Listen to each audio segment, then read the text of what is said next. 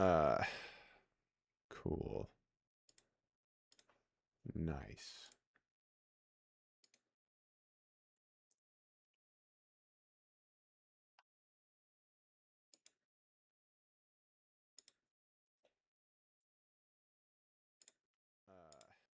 Okay, great. This is wonderful.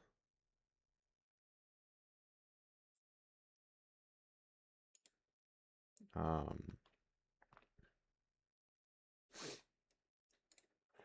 cool. Okay, so streaming. I need to remember how to do this because I don't really remember. It's been a long time since I've streamed. Um, so I gotta get back into the swing of things. Um, yep. Wow. Anyway, did let me test out the music. Because you know, I just want to know how the music sounds. Okay.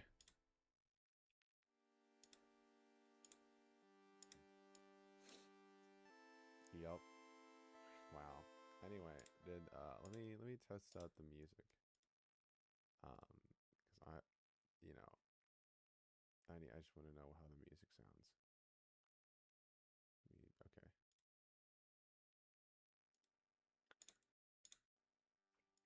Okay.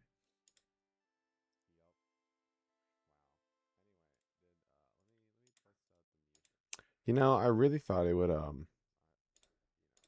I pressed the wrong button. I didn't press. Fuck. God damn it. That's embarrassing. I pressed the wrong button. I meant to mute the audio, and I did not mute the audio. Shit. Whoops. Fuck. That's really unfortunate.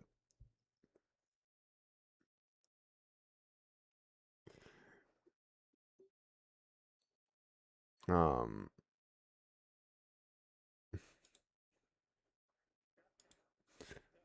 Okay.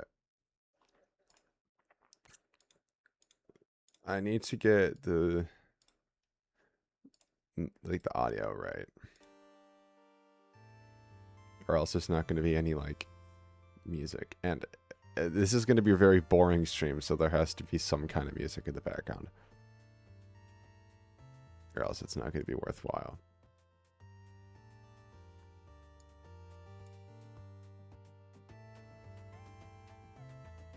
Okay. Now.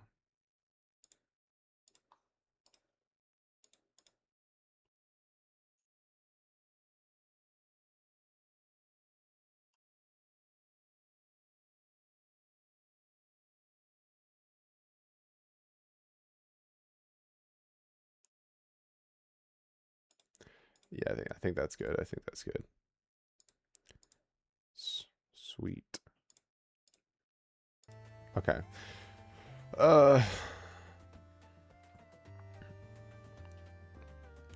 Cool. So yeah, we have Minecraft Steve here. He's the guest of this show, of the live today is Minecraft Steve. He's here. You gotta love it. We all love Minecraft Steve. He has such amazing catchphrases as flint and steel and the nether. So, yeah. Great. God, this is awkward. Holy shit. I haven't done a live in so long. It's been a long time. And I think, I don't know, probably a few months. If not like a year. Because, I don't know, I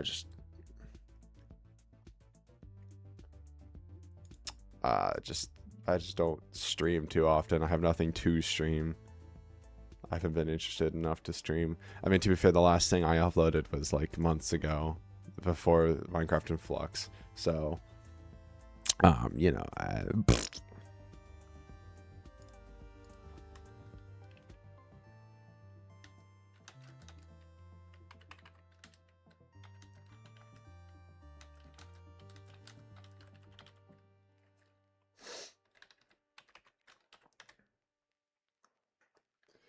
well, I think I actually ought to get into actually playing the game and digging. Or else, oops, or else this stream will have been a lie, and I don't want it. I don't want it to be a lie. Oh, that's nice. Okay, let me switch scenes. Here we are. Minecraft. Okay, so first things first, I actually need to open. So we're gonna be digging, and it's gonna be a lot of digging here. Like let me go over to spots that I've dug out before. Yeah, so it's a lot of digging. It's an obscene amount of digging actually. Because this is what is gonna be dug out. So, I'm gonna have to really dig out a lot, and I've already dug out like one or two of them by hand by just clicking manually. That was horrible, and I never want to do that again because there's the most amount of butterfly clicking I think I've ever done in my life. And I'm gonna get like the thing in your hands. I forget what it's called. Carpal tunnel. I'm gonna get carpal tunnel if I do it. So for the first time in my life, actually, that's sound recorder. For the first time in my life, I actually downloaded an auto clicker because I just did not want to deal with having to like click a bunch. So let me reconfigure this to be 10 milliseconds. I think, yeah, there we go. Look at that. Look how nice that is. Lovely, lovely auto clicker. So, oh wait, oh, I forgot to add the thing. Hold on. I need to add text. Okay.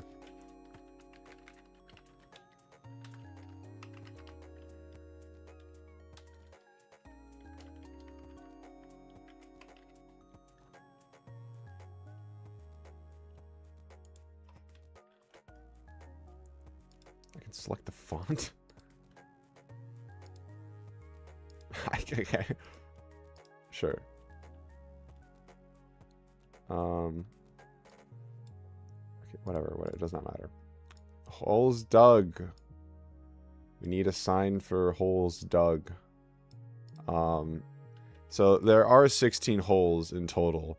So, and I already have 4 of them dug. So, we need to, you know, have a counter so we know how much more closer we are to being done. And now we begin digging holes. Ugh. And I don't know if there's like a really efficient way to do this. I haven't really thought. I've just kind of gone layer by layer. But I had this idea from the start, I think. Like when I first started working on this whole project, I was like, I want to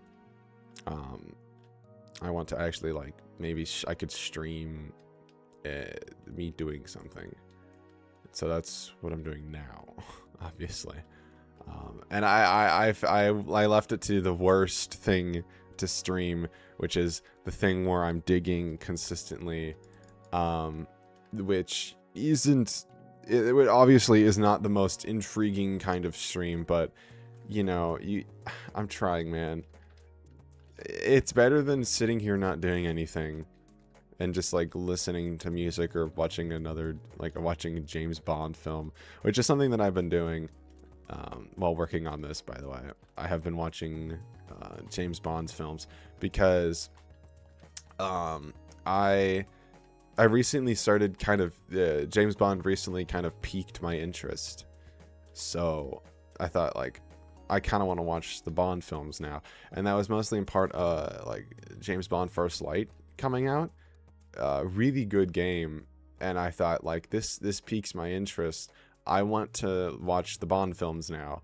So um that's that's what I've started doing, and I'm gonna kind of make a habit out of it now. Whenever I'm doing this, I'm gonna watch a Bond film, and I also am thinking about maybe somewhere in the next video having a segment where I uh, I talk about the Bond films. While there's nothing but digging on camera, I kind of do an overview of the Bond film that I watch. Um, I like over it because I'm really thinking about how to make the next video even remotely interesting, because it is a lot of repetitive action.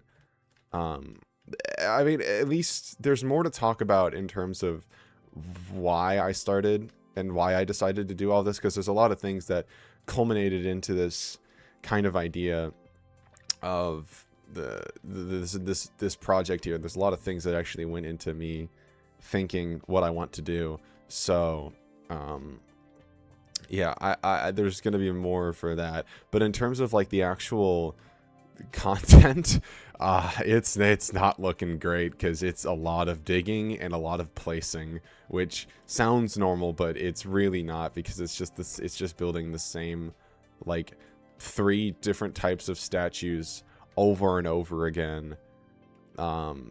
So you know, there's not a lot to really go off of.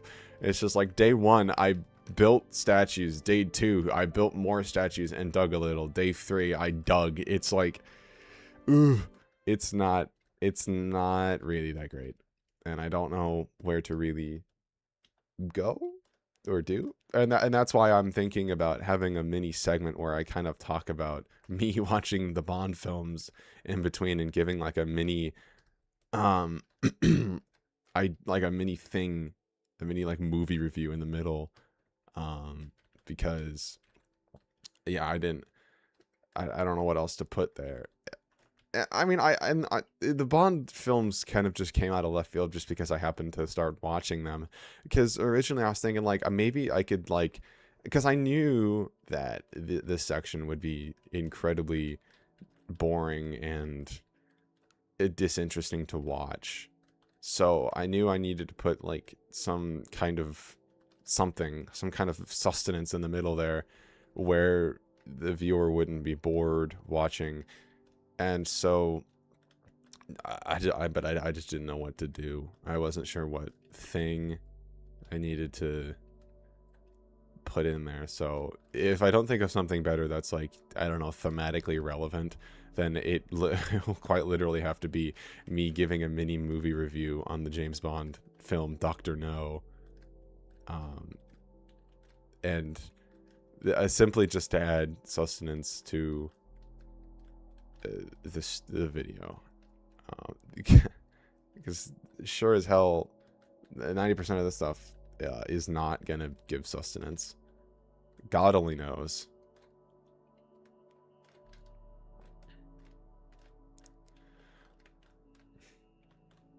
But I do have an issue though with this world though, that I need to figure out after episode 2 comes out, because it kind of puts everything in jeopardy, really, which is unfortunate, because I'm putting certainly a lot of time into this world, and if it all goes to waste, I will be very upset and unhappy, but I'll have to continue anyway, because I'm having a lot of fun doing this, really. So if I can't get it figured out, I'll have to figure something out to like how to progress. But if I do, then I get to keep the world how it is, and I don't have to come up with some mumbo jumbo about how, like, the lore wise.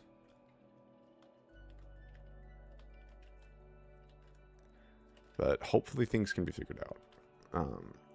I haven't thought about it because I'm doing that thing where I kind of just ignore it for the time being until I can more permanently get a, like, where like I'm ignoring it for the time being until it actually, like, I need to figure it out, because if I figure it out and I figure out that it's this world's for naught, then I am gonna lose all of my, like, want to play on this world. So instead, I'm just waiting for me to finish up this world and, like, complete it,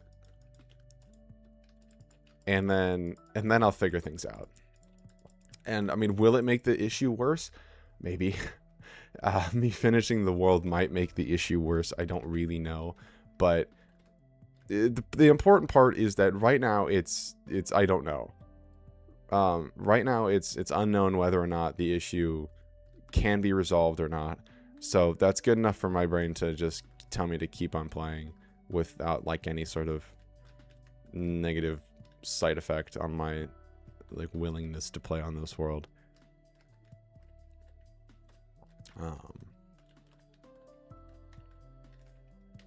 But I mean, regardless, I mean, I've spent like 6 days working on this world alone. And it's not like it's been a back-to-back kind of thing. I've kind of been taking it a little slow. And I figured today would be the day where I lock the hell in, because I need to, because editing it is probably going to take me 2 or 3 days. And I'm not saying I'd be able to get it out in a week, this whole thing, but in like a week and a half, I'd be okay with. So I want to, like, I don't know, rush myself a little bit is what I want. Because I don't want to rush myself too much. Because there was a line that I cut out in the first video where I said that I'd want to spend at least a week in every version. And frankly, I got rid of that because I felt like it'd be better if I said I spent a week in every era. And that'll probably get more, like, at least in this stage, I'll spend a week in every era. Because there's not a lot, but I want a lot of time, so that when I want to give myself time, but not too much time, to the point where it takes me a month to get the next episode out. But I also want to, like, rush myself a teeny tiny bit so I can get the episodes out in a reasonable enough time so that people aren't already gone by the time I get the next episode out. But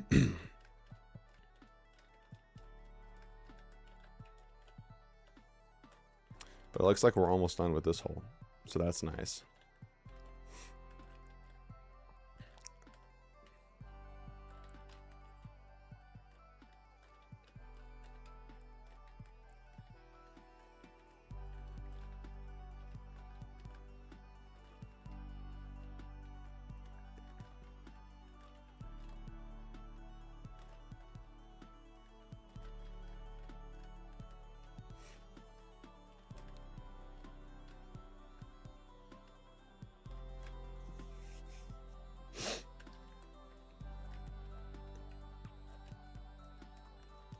Busting out the stream setup was something I haven't done in so long, and I kind of forgot about my little PNG guy down there. I kind of forgot that he existed, because I was about to start, I was getting ready to stream, and I saw the game capture for him. I was like, oh shit, I forgot that guy. I forgot I had that. Forgot I had my little character down there. We are now 5 holes. I forgot I had my little character down there, and I was like, oh, I gotta get that. So I had to like search through my files to find the program that does this, in order to like load it up and then get it ready. Because I completely forgot that I had it, and that I used it in previous streams. Okay, so 5 holes. Hell yeah. How long did that take? Like 10 minutes? We're gonna be done here at a breeze, surely. Don't call me Shirley.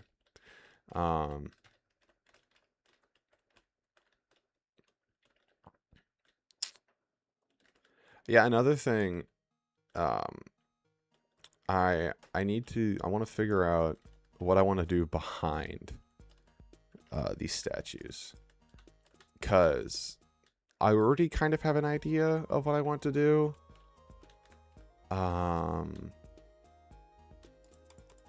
But it's not like an immense idea. It's kind of vague. Like I don't exactly know what I want to do. I kind of have like a rough idea, and I mean that's like this whole this whole world is just a rough idea. So I need to kind of flesh that out a little bit more.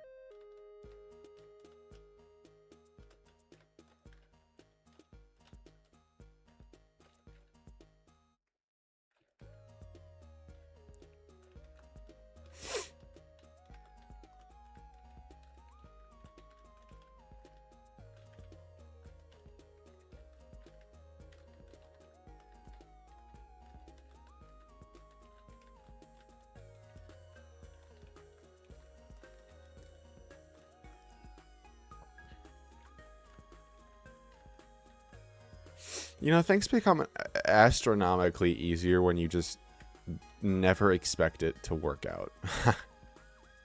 And that sounds very pessimistic, but like if you just never expect anything good, then everything becomes good when you finish it. Like it's a kind of trick where if you know that your skill is good because people tell you that your skill is good, and like you know for a fact that they aren't just like saying it, then like you like if you just so like you know that your skill is good, but you don't know how well you can apply your skill to something, so you just kind of imagine that, or kind of like tell yourself that the thing you're gonna do or make is gonna be bad. Then when you finish it, it's actually going to be pretty good because you're good at what you do, and then it's suddenly like a whole lot better. It's like a 10 times better feeling because you just feel better because you thought you were going to do bad. It's like you lower the expectations for yourself, and suddenly the thing becomes like so much more better. And I'm not saying I do that all the time, but it's kind of handy when you're really unsure about how something's going to turn out. Because it's like the same self-gratifying kind of thing as just thinking that you're like knowing that you're going to do great. Like it's like if you know you're going to do good on something, that's like one thing. Like you know you're going to do good, and then when you do good, it's like gratifying in that sense because you were like, I'm right, I do well on this. But then if you don't know how well you're going to do on it, and you just kind of imagine that you're going to do bad, but you just end up doing well because you would have done well regardless, then it's like the same kind of thing. Like, okay, I'm so glad that I did well on this, despite the fact I thought I was gonna do less. It's like you're kind of like, it's like a epic life hack in a weird, very backwards sense.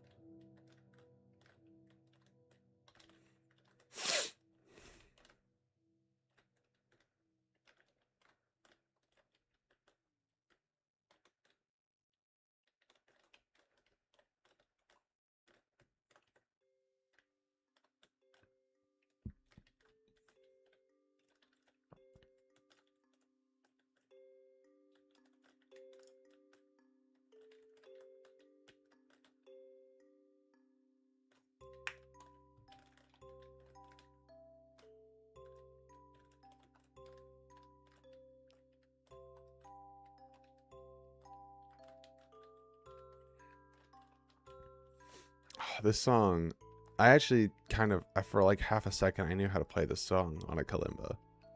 It's very simple. It's like, I don't know. I don't remember. I don't really remember. If I picked one up, I could probably do it. Which also makes me think, my goal in life is to kind of be just an owner of weird instruments. Like weird and unique instruments. That's what I want to be. Because I love music, and I love trying to make music, and I love testing around with music sounds and stuff. Like there's this program that a friend introduced me to called VCV Rack 2, and it's a very, very interesting program that it mimics the feeling of using an analog synth. And I've always been kind of interested in analog synths because it's a very interesting system to make electronic sounds. But I love messing around with it, testing things, making weird, interesting, but still sounding good like things. And eventually, at some point, I just like to have one, like a room dedicated to like music and music things and stuff. And two, I'd also just like to have a bunch of like goofy instruments for no other particular reason than to just have it. And what I consider a goofy instrument is kind of like loose. If it makes a funny sound, or if it's kind of like a niche sort of instrument, then I want it. Like, I know it's not niche nor goofy, but I just want it, is a harmonica. Mostly just because I want to be able to do a harmonica lick whenever. Like, that power is such an immense power to own and have, and I will not be responsible with it at all. I will, like, I will harmonica lick whenever I want to, if I had a harmonica. Like, it's such like a good thing to like troll with too. Like, if you can very easily just troll people in a game if you're just like losing horrendously, and then while everyone's losing, you just go or something, just for no reason other than just to annoy people. Hello, Steve. Anyway, hold on. Oh gosh, I'm destroying everything. Oh no. Gotta turn on my off. I'm still new to the auto clicker game. 6 holes, dog, baby. Let's freaking go. 6 holes. Okay. Now I gotta patch everything out. Okay, well here's a good spot, because this is the straight one. Because I do have, oh, sorry, didn't mean to just enclose you there, Steve.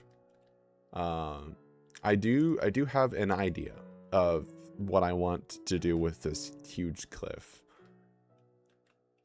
Can I, like, no, stop. Hold on. Yeah, go into a corner. Cask of Amontillado. Okay, so yeah, I know kind of what I want to do. Boom. I drew these reference images today. At least this one I drew today. Yeah, so I'm thinking of along the wall behind the statue, I put some sort of Greco-Roman temple like structure behind.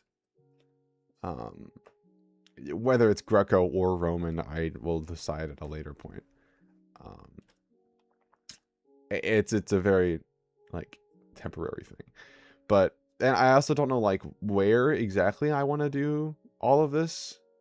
I don't know if I just want to do it on the straight segments, like here. Oops. like here.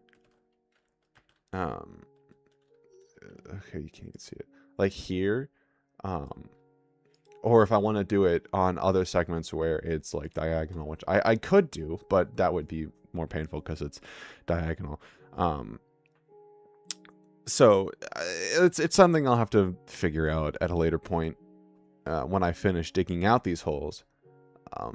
But an idea that I had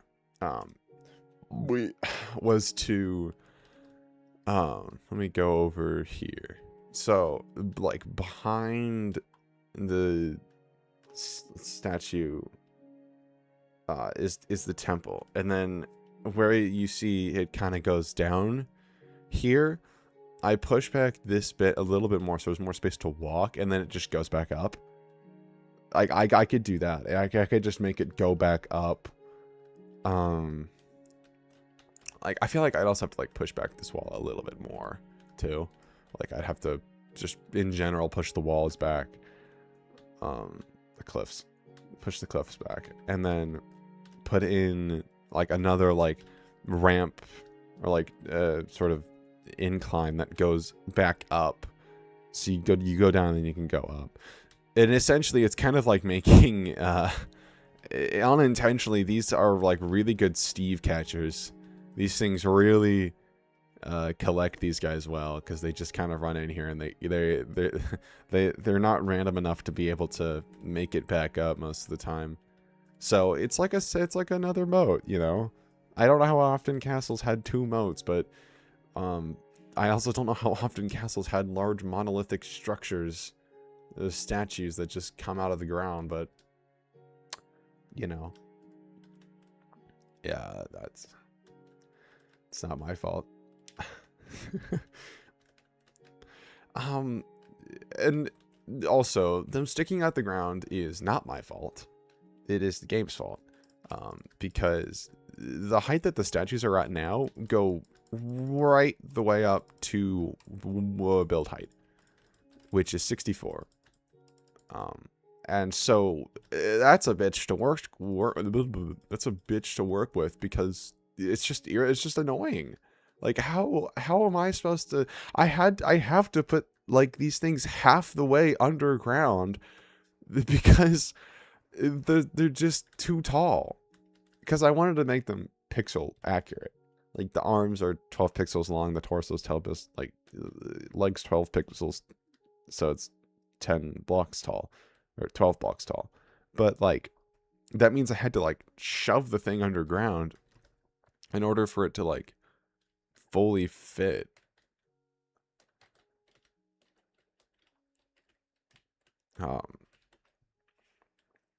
But you know, it's whatever. It's just one of those things, you know.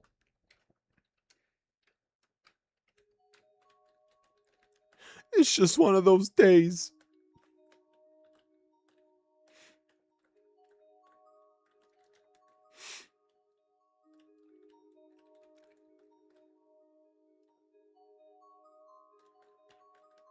I have to say, I got really used to the fact that the game is in a constant 4:3 ratio, like really quickly. And also the fact that I can't, I don't think I can make it full screen or even like bigger. Like the size that the window is at now is permanent and it will not change. And that's something that, I have gotten used to very quickly. And it's gonna be weird when it's not eventually. It's like when I originally did my first polyworld, or when I was just like playing on an older version of Minecraft that didn't have sprinting, or you had to double tap W in order to sprint. That became like my norm for like a good month. I just kept double tapping W instead of pressing control. Which, you know, it has its buffs and debuffs. You know, it's a little slower, but it's a lot quicker. That doesn't make any sense. It's a little, I don't know. it's a bit more convenient, but it's a little slower.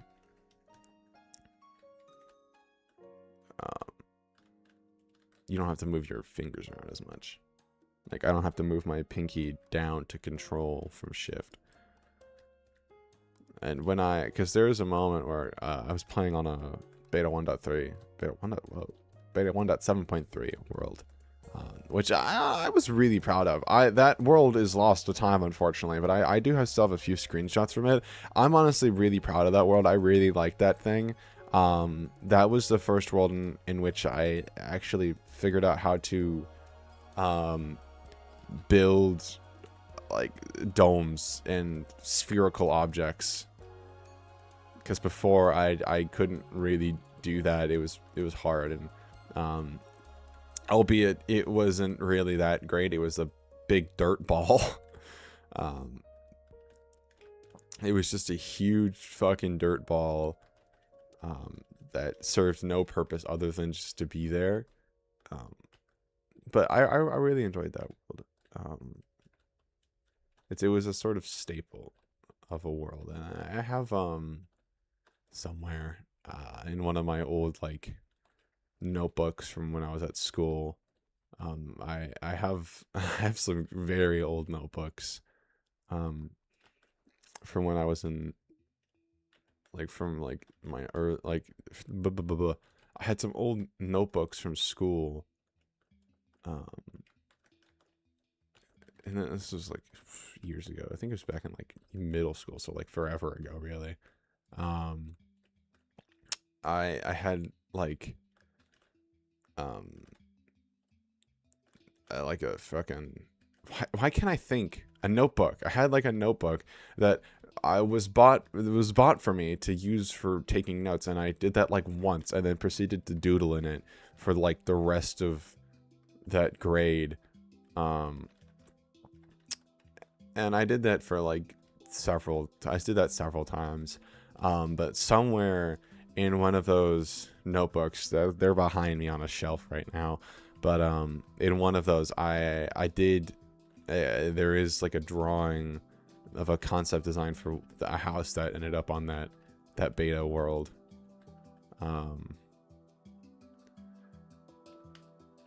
But point being, I've gotten used to the aspect ratio being 4:3, 3:4, I think.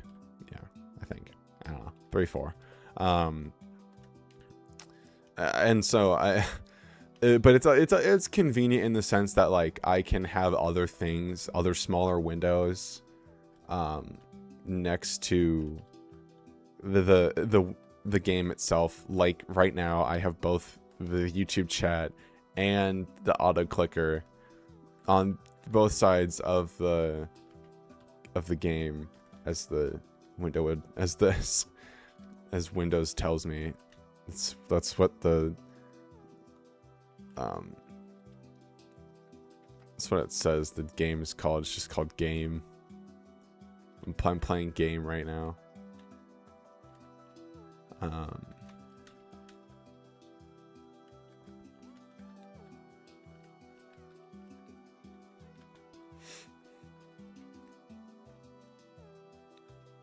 I mean, drawing stuff that drawing things that I would eventually put in Minecraft is not something that I am new to. I have done that for a long time.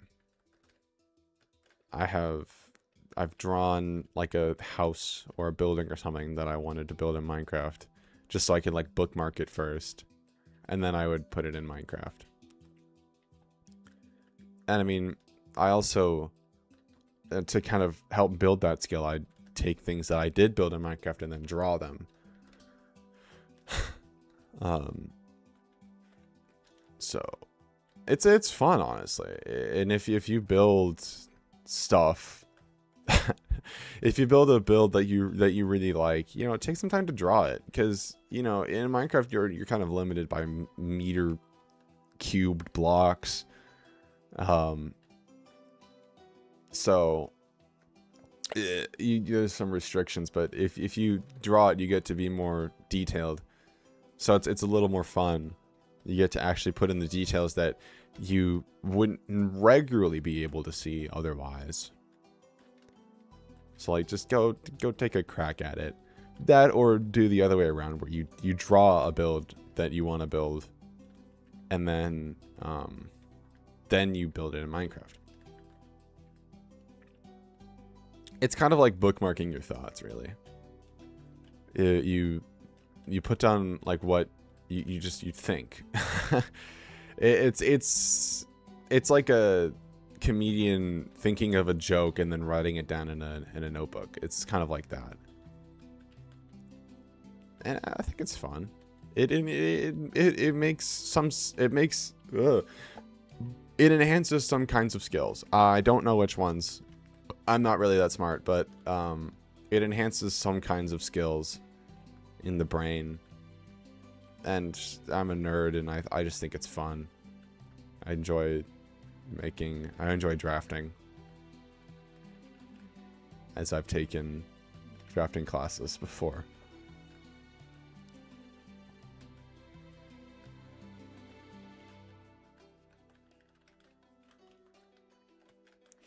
And I was also robbed of a drafting class. That still annoys me. I'm still really upset.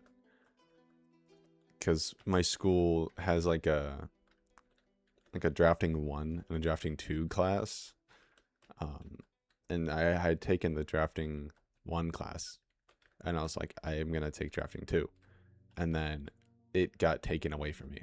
And we got redone into like a STEM class, which I still took. But, you know, I was still upset. And I mean, it wasn't horrible. I did enjoy it. And there's a lot of things I've never done before that I did in that class. Like 3D modeling. I did do a little bit of 3D modeling. So I got some drafting out of it, at least. I was able to do all kinds of fun drafting things mixed in with engineering. There's a lot of engineering in it. The STEM class was mostly engineering. I have to say, engineering and technology, kind of. It was an ET class. There was hardly any science and barely any maths. The maths was just fucking fractions. It was literally just, remember back in like 3rd grade when you learned how to convert decimals into fractions? Well, make sure you remember that, because you're doing that a lot now.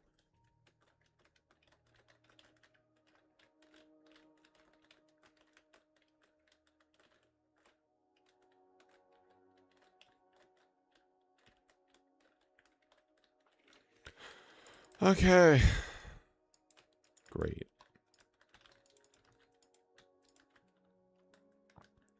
Did somebody say 7 holes?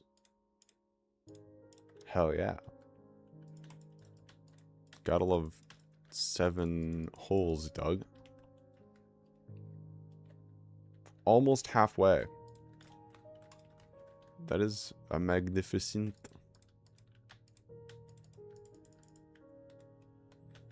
It really does take about like 10 minutes per hole. I really felt like it would take longer. But I mean, also, we haven't done any of the side bits. That's a little bit more intricate than just blasting my way through the holes.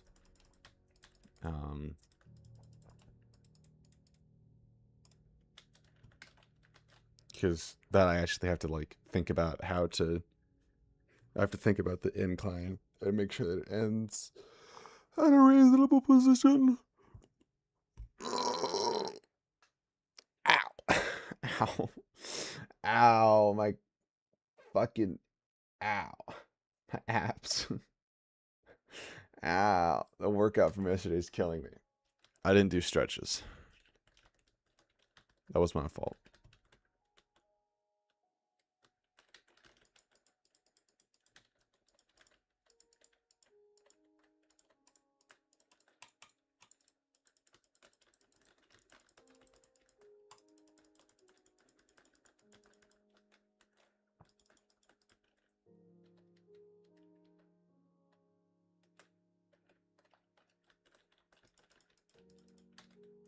Oh.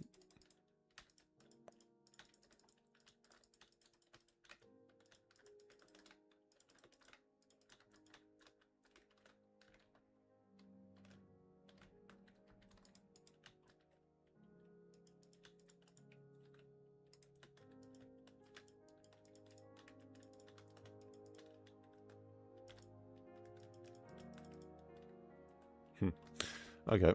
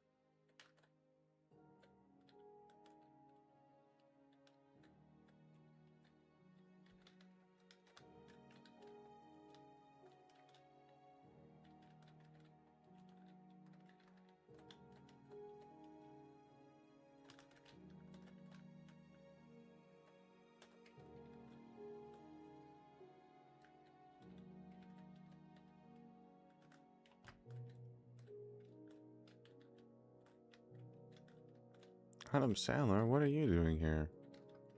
Waiting for them to play Gangnam Style.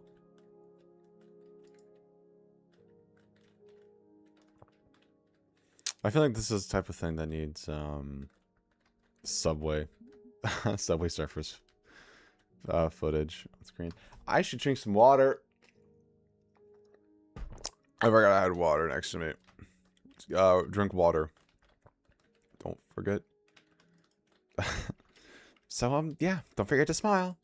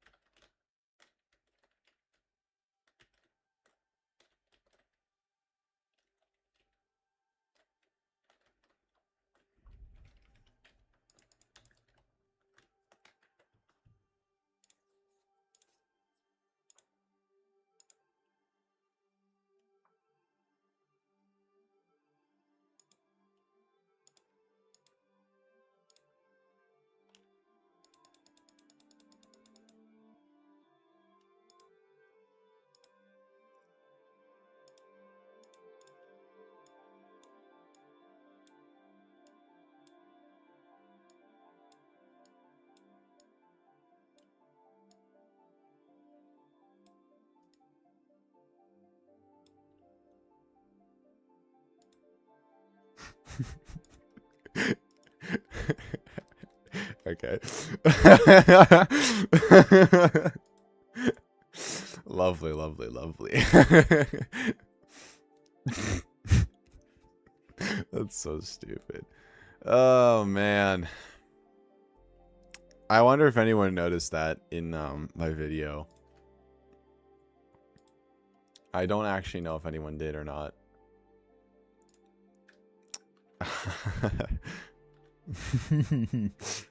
Because in my video, in the first episode, when I was leaving the cells beneath the castle, the keep, I quickly peered into the the Great Hall, and I hit a stupid, poorly conceived or a poorly concealed image of Minecraft Steve in there. It's so stupid. I love it. It's such a stupid fucking joke. And because I was talking about, oh, I'm so alone. It's cumbersome being in my lonesome or whatever the hell I said. I don't know if anyone saw that I don't even know if anyone's watched that far. But it was a stupid joke I thought of on the moment to just throw it in there. Oh, it's a creepypasta, man. It's so spooky. Ah, it's a spooky, creepypasta. ARG, Minecraft ARG.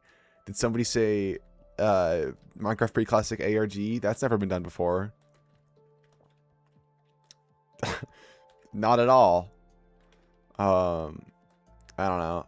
I mean, you could say that about the maze beneath the keep and the whole castle. That's pretty ARG-y. I mean, that's kind of why I made it. That's kind of what I thought of it, and I was like, the fog makes me think of like the bedrock fog, if you guys remember that. Which I is a feature that I really am still upset that they removed, because it's such a cool feature. It's such like, it really adds the mysteriousness to bedrock, to the lower parts of the game. And I think they should bring it back, but it's very much, the darkness is a lot like bedrock fog, and so I think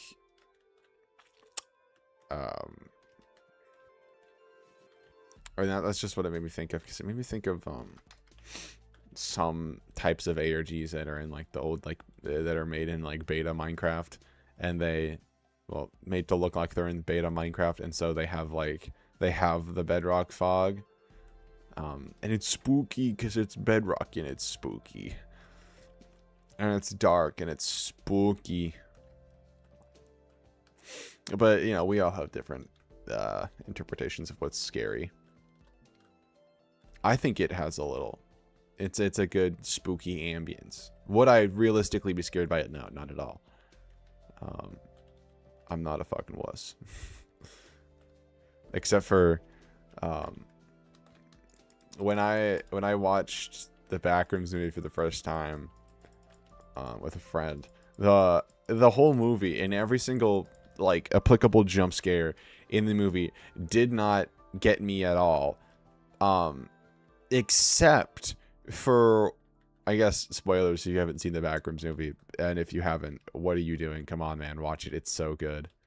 The scene where Mary's mom is being her mom, and she's like about to like open the window to the outside, and like her mom yells, "Mary!" And that genuinely scared the ever-loving hell out of me. Like, I fully jumped out of my seat, and I've literally never done that before for any like movie or game. And so yeah, that scared the shit fuckles out of me. So currently the Backrooms movie has a 1, while every other scary movie I've watched has a 0. I feel like I'd be more interested in horror movies if they were actually scary and like actually frightened me.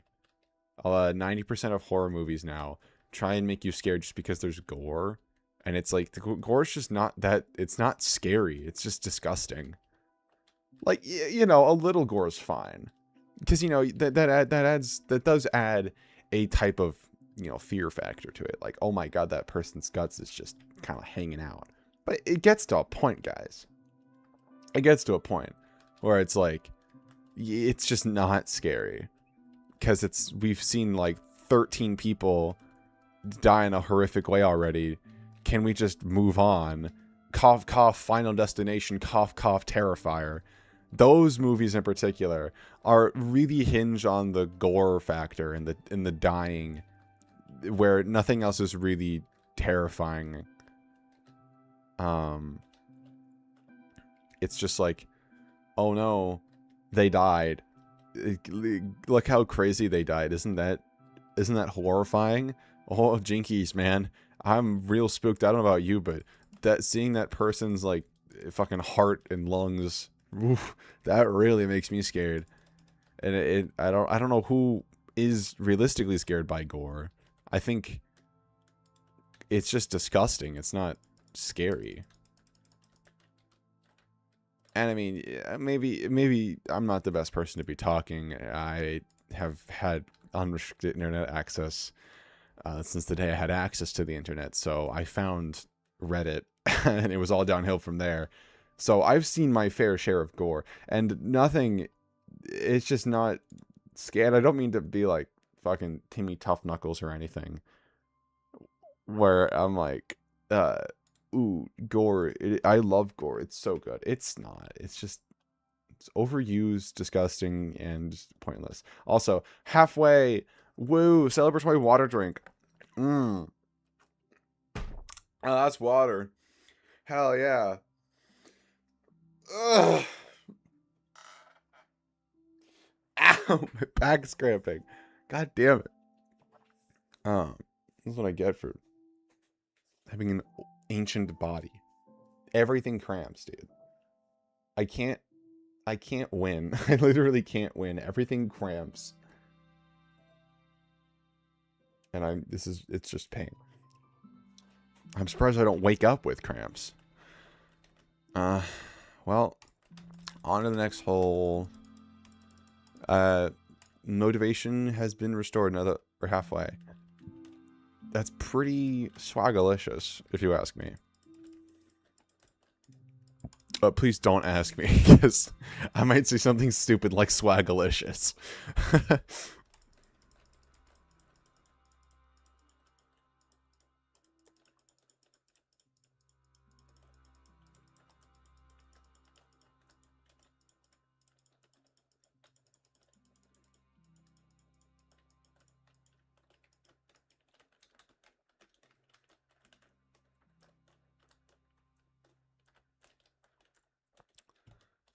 Oh wait, we're getting into this territory now.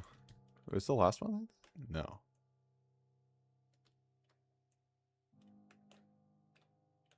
Yeah, we're getting to the territory where there's not this stuff around it, the grass. I'll have to fill it in. You know, okay, I'm gonna change holes. I'm gonna go to this hole. Mostly because it's basically already done for the most part. Considering it's got it's got this hole. It's got the big hole that I dug. It's got this here. As well as this over here. So, like, it's already counts for something. I've got to, like, kind of hold this up. Unfortunately, it is going to have to be covered. Which is tragic. It is unfortunate that these are going to have to be covered up. But that's the way the wind blows. If there was wind in this version. I say this version like there's wind in any version.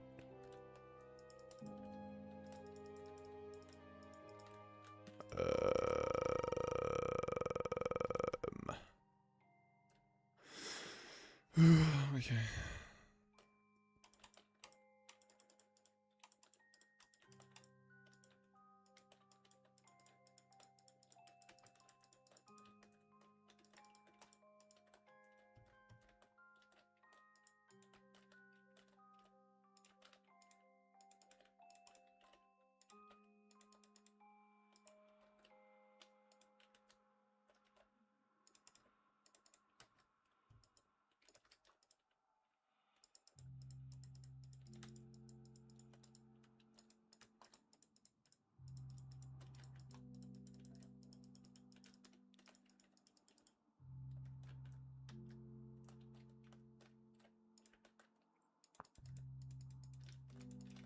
I covered up there.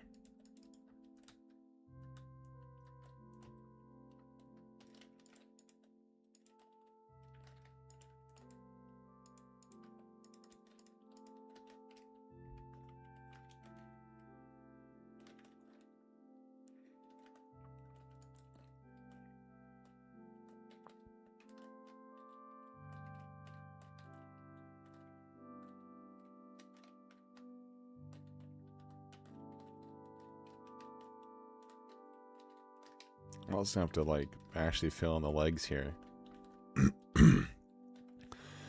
Considering the hole just kind of takes over the legs. That's unfortunate. I say unfortunate a lot. Jesus.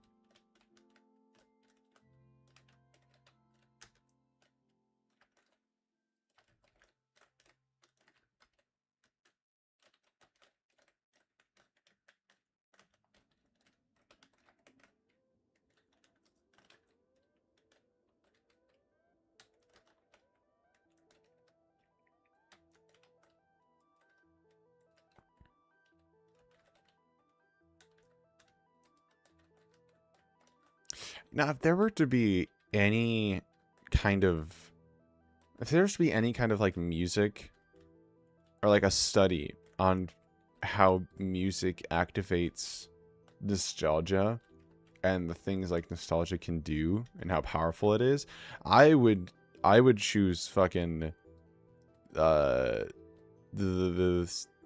C418's his like music in Minecraft, the alpha and beta albums for Minecraft. I would choose those to be like the main catalyst because man, it's impressive the kind of the amount of nostalgia one can get from a single song. Because like some of these songs, they give me such like intense nostalgia to the Legacy Console Edition screen, like the main menu. Like you'd load up Minecraft and then you'd be met with like the original Legacy Console Edition main menu, and you'd be greeted by like one of these songs, and it's just ooh man, that takes me back. Let me play the Elytra game mode now. I played that thing more than I actually played like Minecraft because it was just more fun. Like you can't even lie. It was just fun to play it. And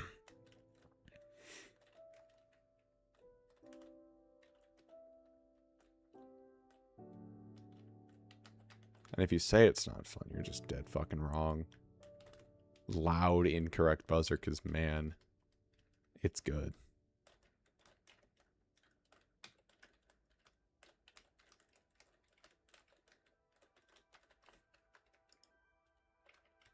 I'm sure there's mods that like recreate it. But I'm surprised Hypixel doesn't have a game mode like that. Or there is like a mini game mode. You know, they'll take the time to make fucking I don't know, what's the fucking Dragon Wars? Who the hell plays Dragon Wars? If there was an Elytra game mode, I think everyone would fucking play that. I mean, issue being, you know, the like people tend to play on 1.8, and if you're not stupid, you'd know that Elytras didn't even exist yet. So that could be the reason. But granted, I tried to join. I was playing Hypixel a little bit ago, and I tried to join Skyblock while on 1.8, and it wouldn't let me in. So granted, they're clearly not afraid to force people to play a modern version in order to play Hypixel game modes, but just give us Elytra game mode, please. That'd be so cool. I would play it more than I play Natural Disasters. Also, yeah, natural disasters is goated. I never realized how good it was, but natural disasters is good. Natural disasters is a very it's a very good game mode that definitely deserves more attention. Because it's a lot of fun. A lot of funny things happen with it.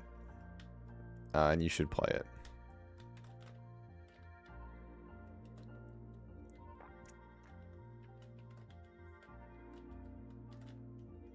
Oh, and like this song too, Blind Spots. Oof. Nostalgia. Specifically to create, because I'm pretty sure it's a creative song only. I don't even remember what I was doing, man. I just remember I was in like, I was like 7 or something in creative mode and just doing nothing of value. I think I was just placing the wither skeleton skulls everywhere. Because that's when they were added. Or somewhere around that time. I just remember I don't remember what version I was playing on. I just remember I was placing the withered skulls everywhere. And that's it. I don't remember what else I was doing. But I remember this song came on. And it was just, ooh. Nostalgia. It's like, it's such a powerful thing. It's such a very interesting, powerful thing. That I have to wonder why it's still around. Like why humans experience it. What purpose does nostalgia have? I've been thinking about a lot recently with just a lot of things that humans do. It's like what purpose does that realistically serve? Why do humans need to have this? Or is it a type of thing where it is a byproduct of evolution and it's not a negative enough thing to be like evolutioned out? But I think in the case of nostalgia, it's something that just simply, it can't be taken out because we have such huge brains for computing power that like it just kind of naturally happens. You just kind of get nostalgia because you are able to hold on to a lot of memories. And so you could just access those memories whenever, depending on like if you have like the right condition to access the memories. So it just kind of happens. It just is. Nostalgia just is something that just happens, whether or not it's actually useful to the human like race for survival.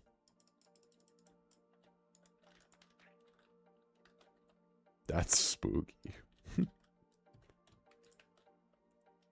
Alright.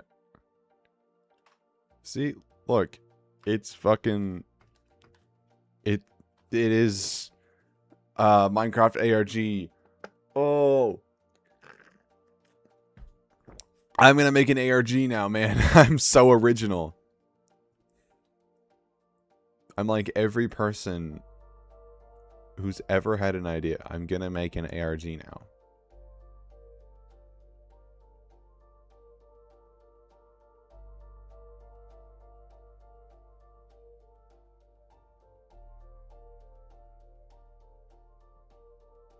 Ooh, that's good. That was a good one.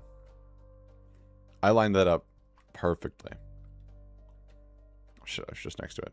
Okay. But, you know what it is? It is 9 holes. That's still an 8. 9. And we're only about an hour and 10 minutes in. Isn't that incredible? That staircase is not going to work. Oh, yeah. Something I did was I connected these arms here. Because I found running through them. And eventually when glass gets added, I'd like to add windows in the arms. But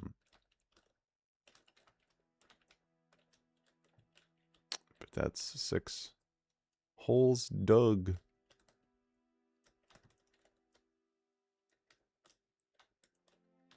greatness. Well, I guess since we're past halfway point here, I'm gonna take a break. I'm gonna take a tea. Since oops, I closed the game. I forgot that happens. I'm not gonna open it up again. Ugh. Oh. It put me back here. It sent me back to where I was before. Okay, fine. I guess I'll just stay here. Yeah, okay. Boom. Let me change this fucking pirate text. Taken a break-in. We be taking a break-in. Oh wait, that changed the contrast of all of them because they're the same one. Whoops. Can I remove that filter? Yes.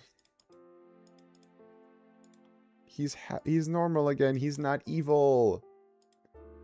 Whoa. Okay.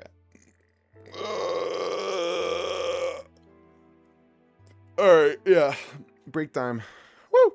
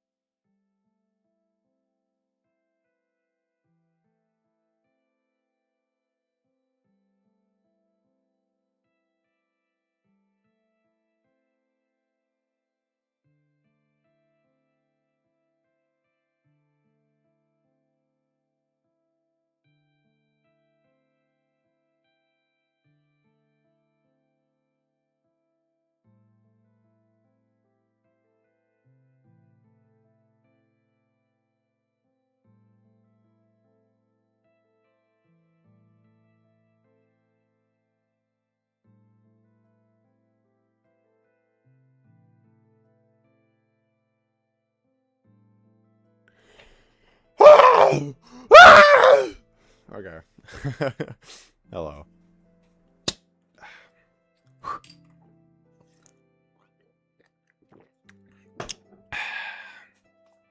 I got a soda.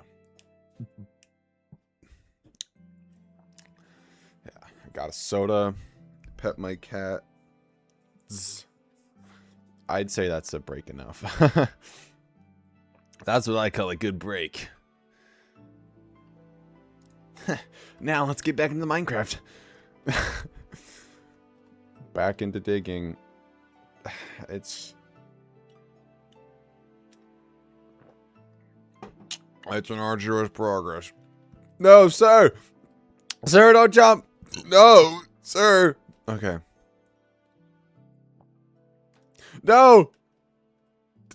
Sir, you really gotta stop. You're playing with my heart. Can you jump in?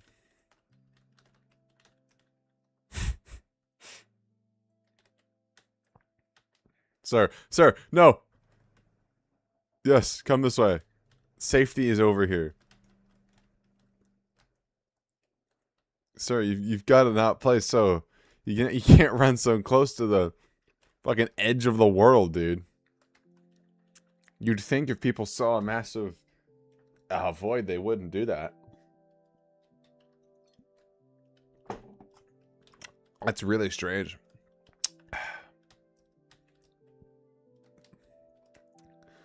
Alright.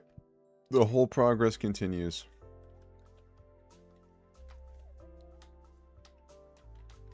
Holy progress.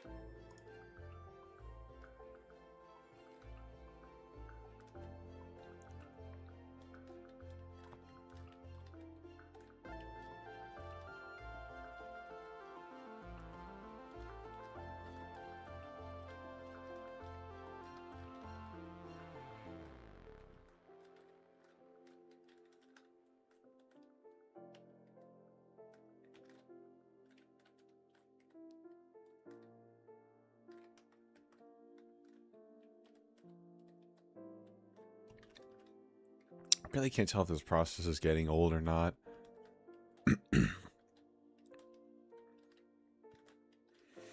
I mean, maybe a little. I mean, I tend to do a lot of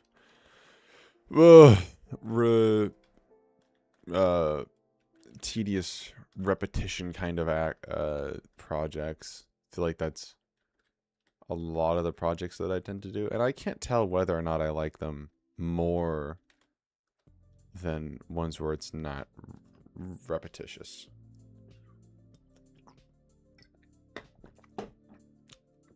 I mean, I kind of like them both,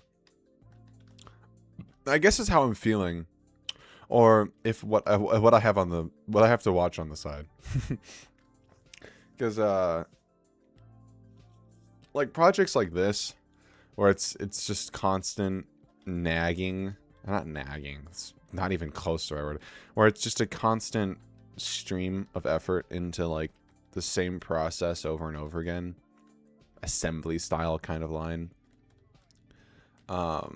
It's nice to when you just want to like not think. These are like good late night projects when you're tired and you want to do stuff that doesn't take a lot of effort, so you kind of just mindlessly do something and then you just watch something on the side. Like I can get behind that. But like I have to say the projects where you think about what you're making, and like you're like it's a more complex sort of process to making what you're making, is inevitably more engaging, and I do like it for that. It's more fun in the sense that, and that's a project that you want to do when inversely when you're awake and like paying attention and thinking, because then it's you get to like actually like think about things. You get to put your mind to the test, and you get to actually think about how the things you're building interacts with the world of the things you're building things in. So they're good and bad. I like them both to a degree. They both have their ups and downs, though I'd say I probably like the more complex projects more, ones that like only partially include all of the like the repetition of things. Like I had this project that I did a while ago that I accidentally, like a fool, deleted the whole world on complete accident. But I built a grand library, and that was a very thought-provoking project, because there's a lot that went into that. And there's a lot of thinking and stuff. So I really enjoyed it for that. I enjoyed how much I had to think about how the library existed in my world, but it was still had that same, it still had that perfect amount of repetition in the things, so that I could like pump it out when I'm like, so you can still work on it. And I think that's like a good I think that's like the perfect sort of level that you want your projects to be when you're doing something, is like have it be complex enough to the point where you need to think about it and actually like put your mind to what you're making, and then it like it lets you think and like do stuff, but also incorporate enough things where it's repetition, so if you don't feel like thinking, you can just do the repetition thing and then hump that out. And usually that allows for you to do more of the thinking stuff later. It allows for you to do more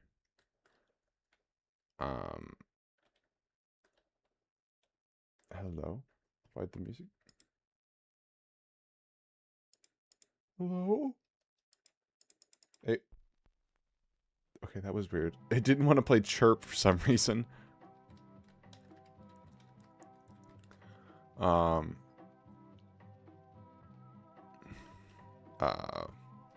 was I saying? Oh yeah.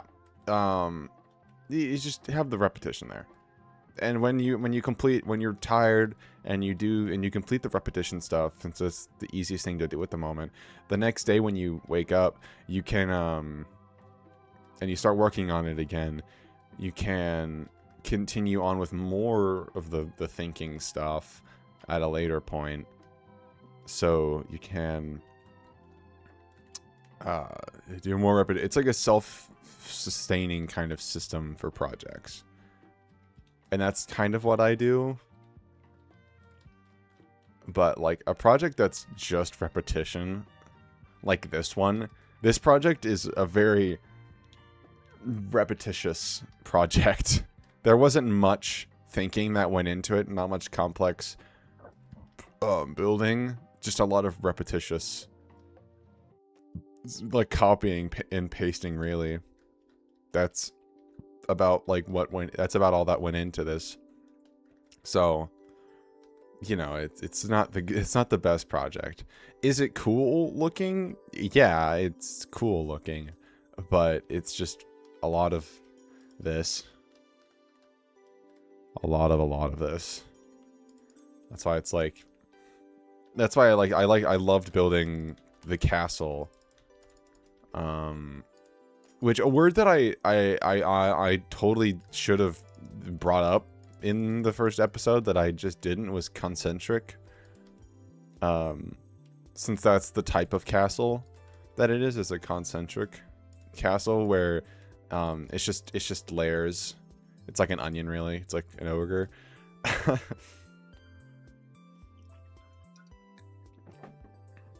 Or it's like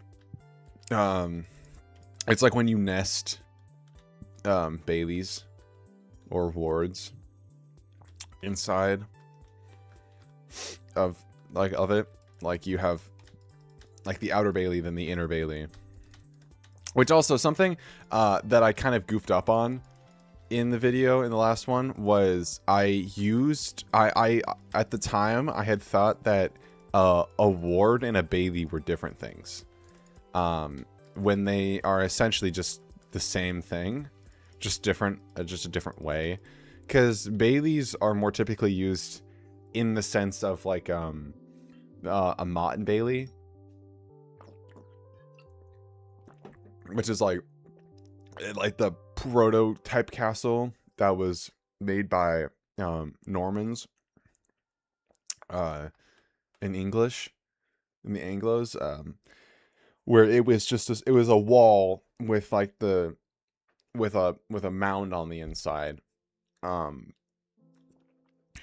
But as time went on, they got more and more fancy and also concentric.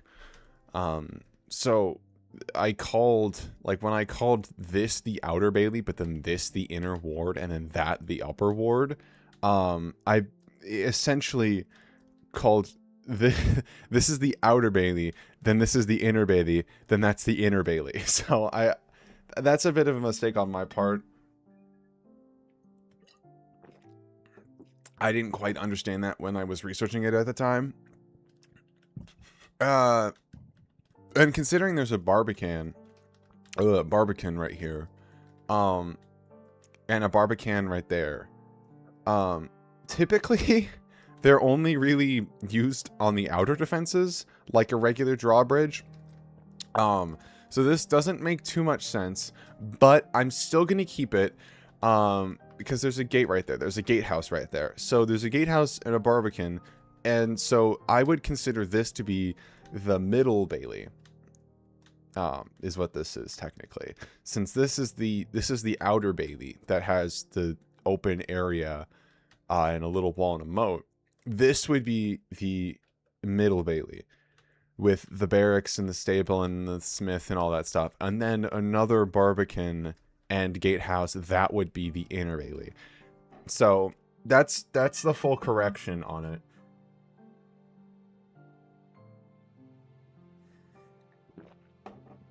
That's my fault. Whoopsie. That was poor. Whoopsie. But you know, if you can't take pride in your mistakes, then you're bad. Skill issue.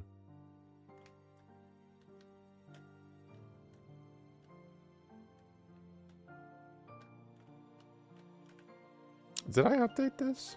Was this number 9 or was this number 10? I don't remember. Hold on,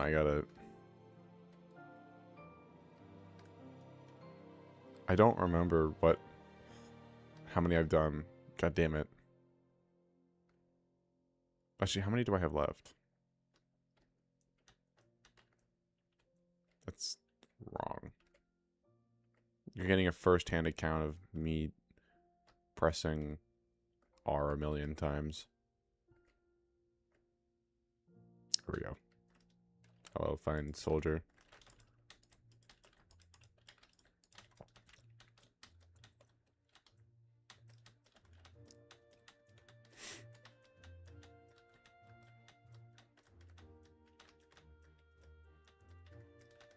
One, two, three, 4, 5, 6.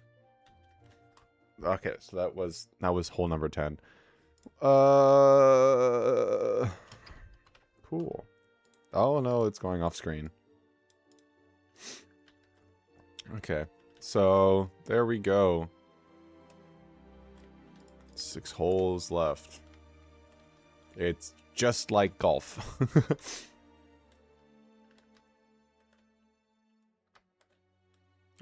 And we're gonna be on par.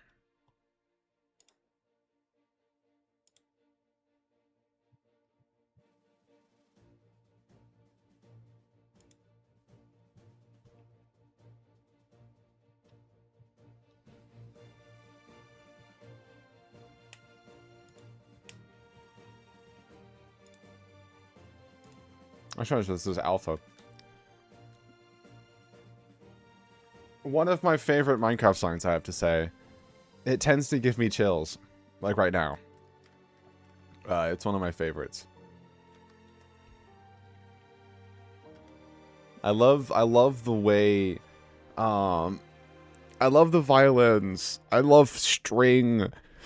I love string in music. It is my favorite, and especially when they use strings well. And I'm not talking fiddle, I'm talking violin. And viola and cello and upright bass. Like that kind of stuff. Classical arrangements of violins. That shit fucking slaps. That's why, and also just when people use violins in a unique way, than in a classical way. Like ELO, Electric Light Orchestra, one of my favorite bands of all time. I love the uniqueness in the violins, how they are used not as like the background sort of chord setter or like whatever. They're used more like up front and like a guitar in the way that they are mixed in and used. And that's a very, I really like that, because violins have such a wonderful, unique sound that I love. And so I love it when they, but I love it in Alpha, the song. I love the way it swells with the brass. I love the swelling in the, I like that. I like the crescendos and decrescendos. I like the way it goes in and then out. It's a very wonderful sort of, it's like, that's what gets like the emotions going for me.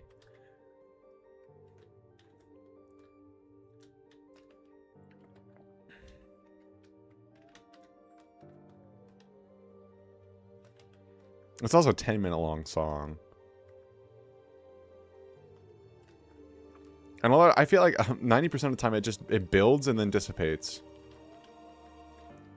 But this also is the song that plays during the credits, which is why it's 10 minutes long.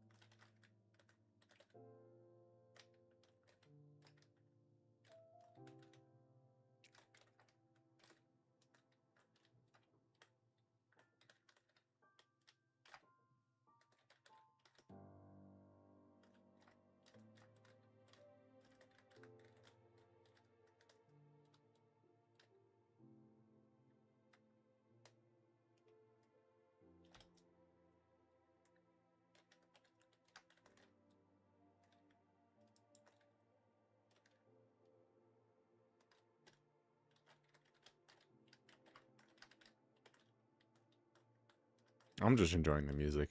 I'm not talking because I'm just listening to the music. I'm also I love the piano too. One of my favorite classical composers is Tchaikovsky. And one of my favorite pieces of his is, I don't remember the name off the top of my head. Fortunately, I put it in my notes. Where is it?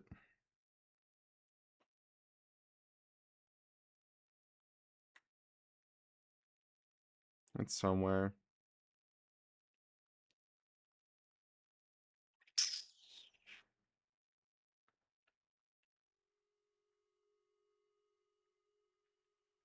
Is it here? Yeah. Piano Concert Number 1 in B flat major. Oh, that's so good. I love that. Um, it's such a good one. Such a good piece. I love it.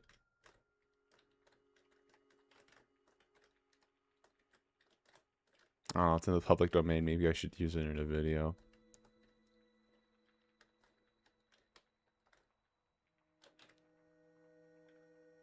Fuck. God damn it. Oh, wait. Whoops. I kind of forgot to turn off my auto clicker. Oh, shit. I was just clicking a bunch of bullshit. Oh, I hate it when that happens.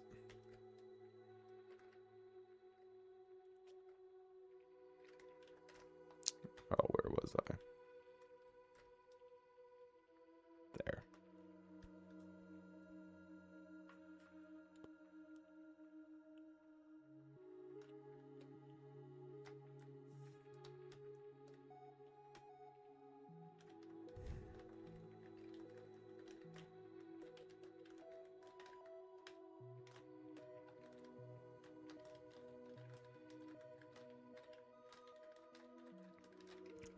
I was right there at the end. Another layer and then I would be done.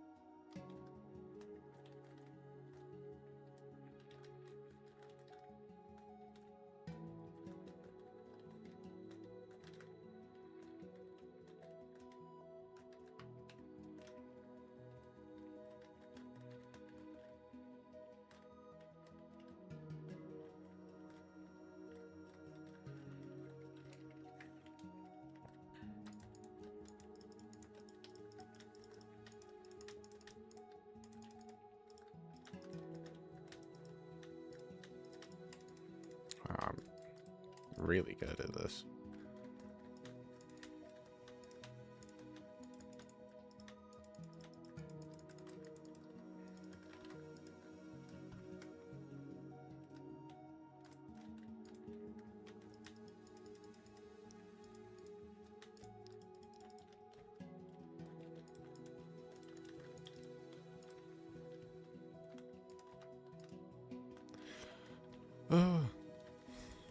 Alright. Boom. 11. Nice. I must be excused, though.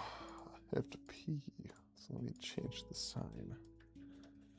We be pissing. Okay. One moment.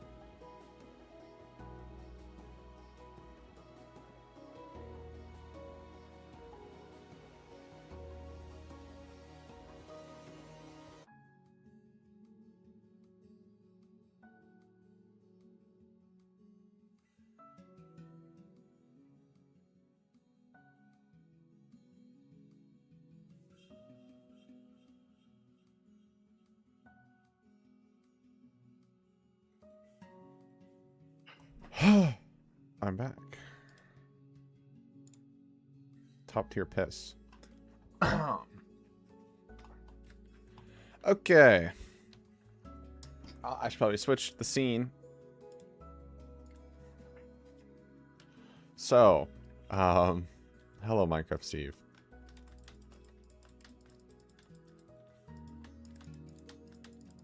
We have 5 holes left.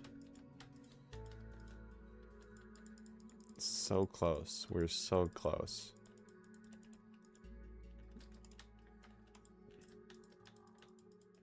I am a man who owns 5 ovens. Oh my god, they're making their way up. Here they come. There's no escape. There is no winning. I'm sorry, I hate to tell you.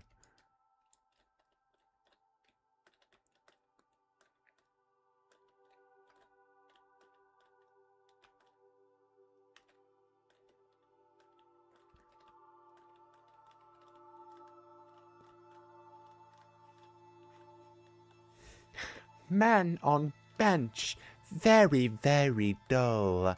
Bench on man, much better.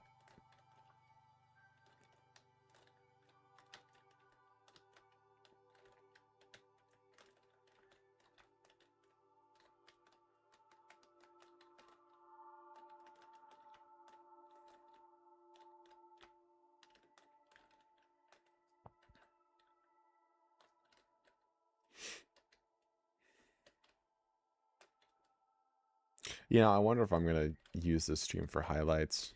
I feel like I should. I think there's some things in here that can be used. Probably. I don't know.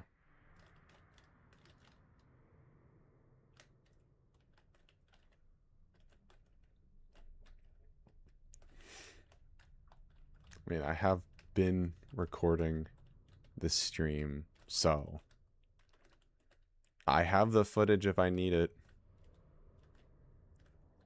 I mean, realistically, I probably will, because this is day 3 and I don't have any other footage for it. So I'll just be like, day 3, I was live streaming. Day 3, I decided to start live streaming, and it went great, as in it was horribly boring because all I did was dig, and use future me, use that as the intro for day 3. For day 3.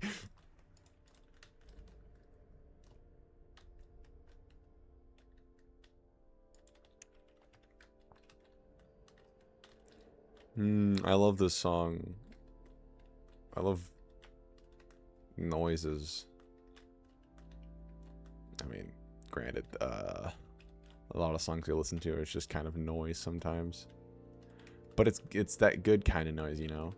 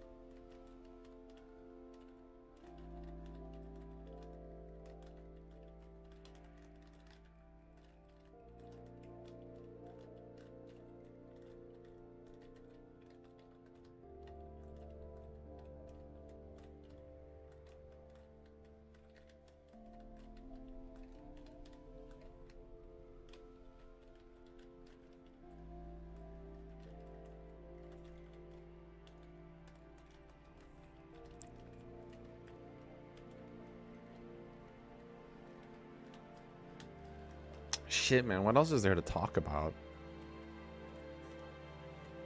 I don't know, I fainted a couple days ago. Or not fainted, but I almost passed out. That was pretty interesting. that was an interesting thing that happened. because I was giving blood, and yeah, because that was like my second time, and it still hurts. The freaking thing still hurts, which is annoying. But yeah, I gave blood a couple days ago. What day is it? 2 days ago. I gave blood 2 days ago, and yeah, so everything went fine, and it's not the first time I've donated blood, so I knew what to expect. But I don't know if it was just I probably did not drink enough water, like, at all. Considering it was like 3 and I woke up at noon, so I didn't really have much time to really, drink much water. But yeah, it happens. But yeah, so like, nope, no. Oh shit. I did the thing. I fucking pressed escape. God damn it. Yeah, what was I saying?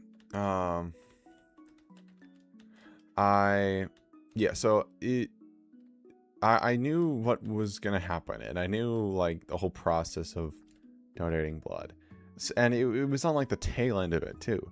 Like I had all the blood out of me was gone. The whole pint was gone. I think it's a pint.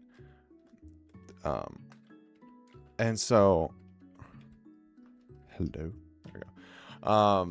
And so I was like, okay, that was great. And like the thing was, is as soon as he took the needle out of my arm, that is when everything went wrong. Because after that, I became like so hungry. I was ravenous. And then I started slowly starting to pass out. Like I started seeing like the white specks in my vision, and like everything was like wonky and weird in my vision, and like everything started, like things started to slightly become numb, and my hearing started to go a little bit too. That was the coolest part. That was really weird. My hearing was slightly going, and everything was muffled, and like the nurses there and whoever, like the people working there, were, they were very normal about it, because it happens. But it was really funny because they were like talking to me, and I really couldn't make out what they were saying. It was just like, hey, they're like, hey, do you have some water? Do you have like some health issues? It was like I just said like, yeah. I honestly had no idea what the hell they were saying. So I kind of just went with it. But I ended up not actually passing out. I almost threw up, but that was really weird. It was a very janky process, and it also meant that I had to stay there for like another extra 10 minutes than what I needed to, just because, I had to restrain myself from standing up and then stretching, because I knew if I did that at any point afterwards, I would have immediately gone back into almost passing out. But that was really interesting. What the fuck was that? It was the noise. God damn it, I hate that noise.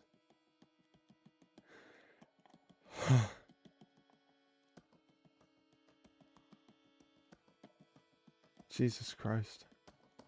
Oh.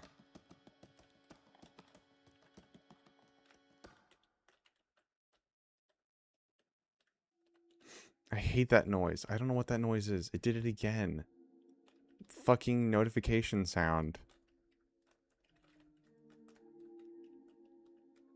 Scared the hell out of me.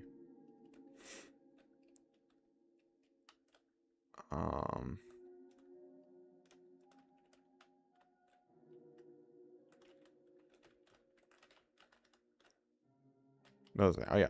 Very cool. Very, very interesting process. I didn't enjoy it, but it was cool nonetheless, because I've never passed out before. Thank God. I've never passed out before. I've gotten close a couple of times to passing out. But never like this close. So that was an interesting process. Just that's I don't think that should be close to the correct response for almost passing out. It was pretty cool. It was interesting. Didn't hate it, but I didn't like it, but I didn't hate it. If I was given $20, I'd probably pass out again. I'd be willing to do that for $20.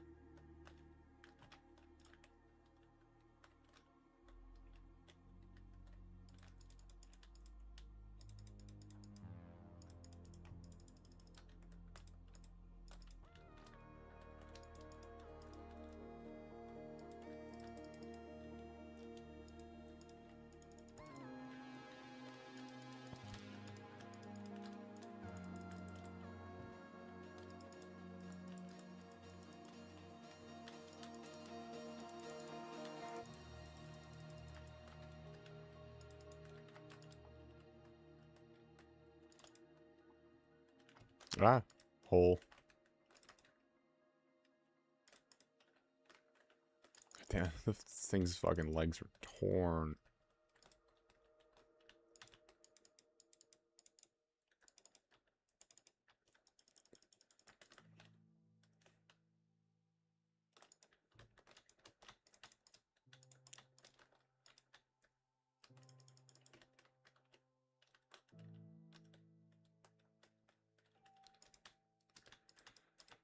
Okay. There we go. Hole. Oh, not. Hole. Numero 12. 12. Dulce. Dolce?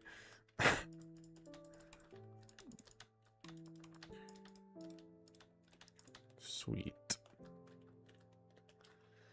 Oh, man. This is excruciatingly boring.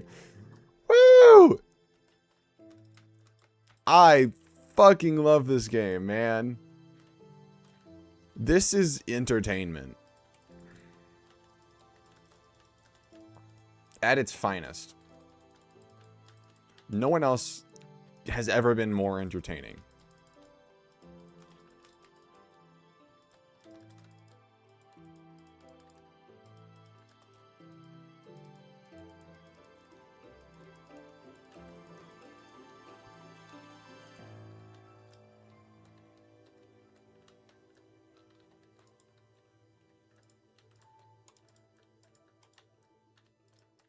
Okay. Is this when the home stretch begins?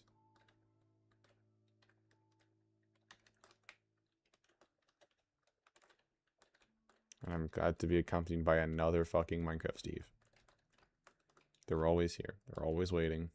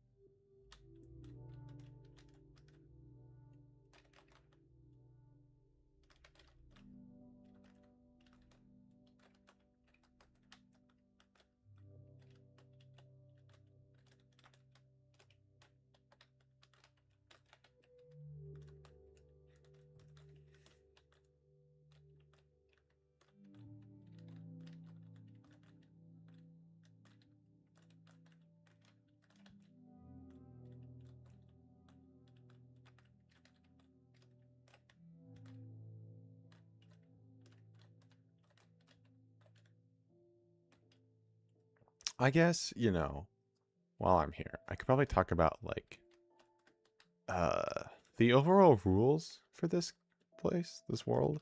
Because I didn't really talk about them in the first episode too much. I didn't really, overall, I didn't really explain what, like, the rules are. Because I have some rules in play, of how I want to play this. And I didn't really care to explain them in the first episode. I kind of just went in. Like, I explained the version and all that, but I didn't really explain, like, how I was gonna play this world, really. So, overall, I want to use as little outside help when it comes to building as I can. And I mean that with, like, generators for things. Generators and, like, nifty, like, little life hack kind of things. Everything that I build, I want to... like, the resources I want for what I want to build is either going to come from my brain or from something that I own, like the little architecture book that I have. Architecture books, actually. I have more than one. But besides from those things, because I own them, and so I'd rather use them since they're physically right next to me. But other than that, I don't want to really use any other kind of external help when it comes to things.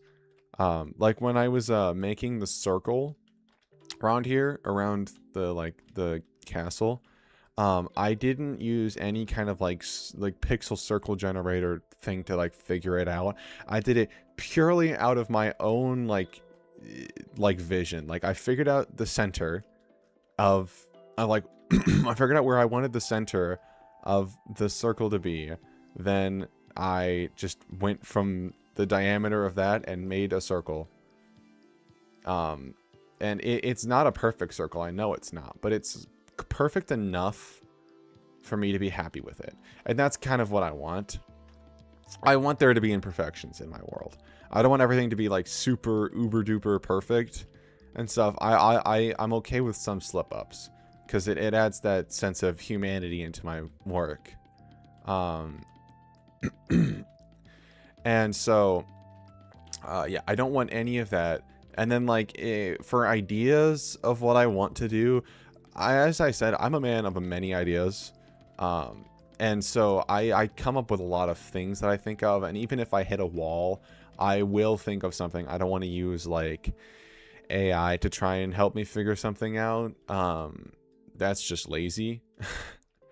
I'd rather, you know, I'll use the resources that I have available directly, physically, to help figure out what I could do next, and like where the direction of my world can go. So that's like externally. Internally, I want to keep it as vanilla as I possibly can. I don't want to like use mods to help things. Only mods that I absolutely necessarily like I need to have. Like I know in some future versions the game does not save. I think there's like, I need like an in-dev saving mod and a classic saving mod. I will use those. I'm perfectly okay with that.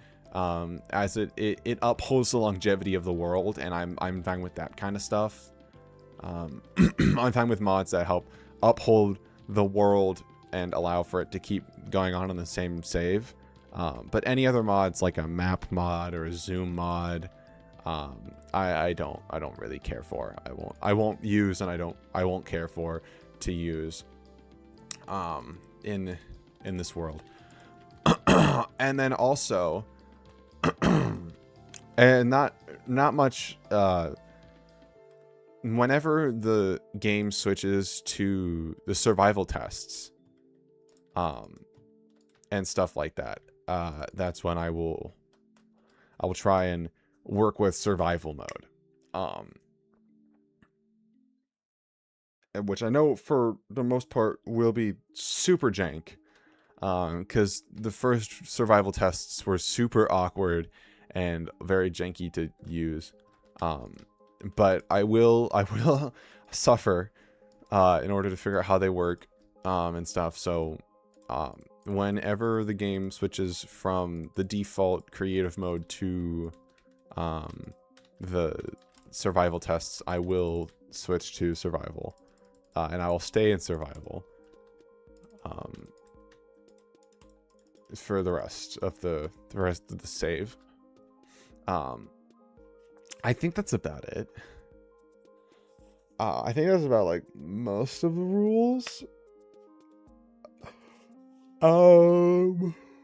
that I have laid out. I will allow, and I mean, this just kind of goes because it creates a more interesting kind of world. But I will do a bunch of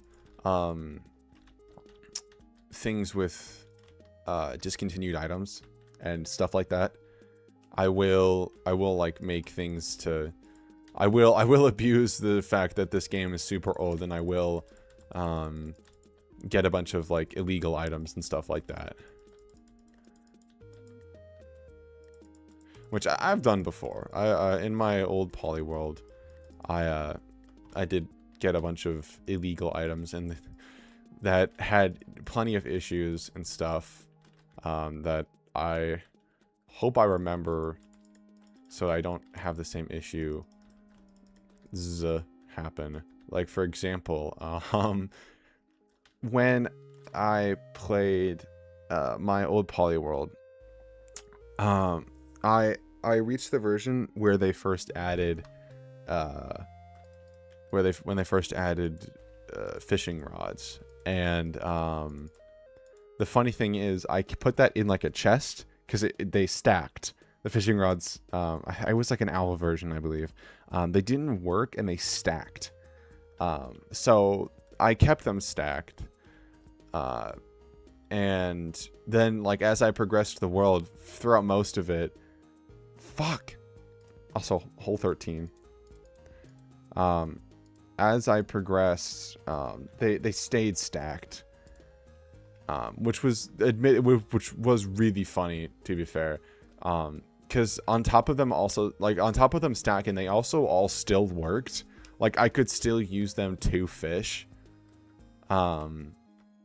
And so, but at some point in a future version, they unstacked. Like, they all were forcibly unstacked and then deleted other illegal items somehow, because I had them in a shulker box in an ender chest, and they deleted a bunch of other illegal items that I had, and that was really annoying. Because then there was just a bunch of items that suddenly were no longer they were just gone in my world.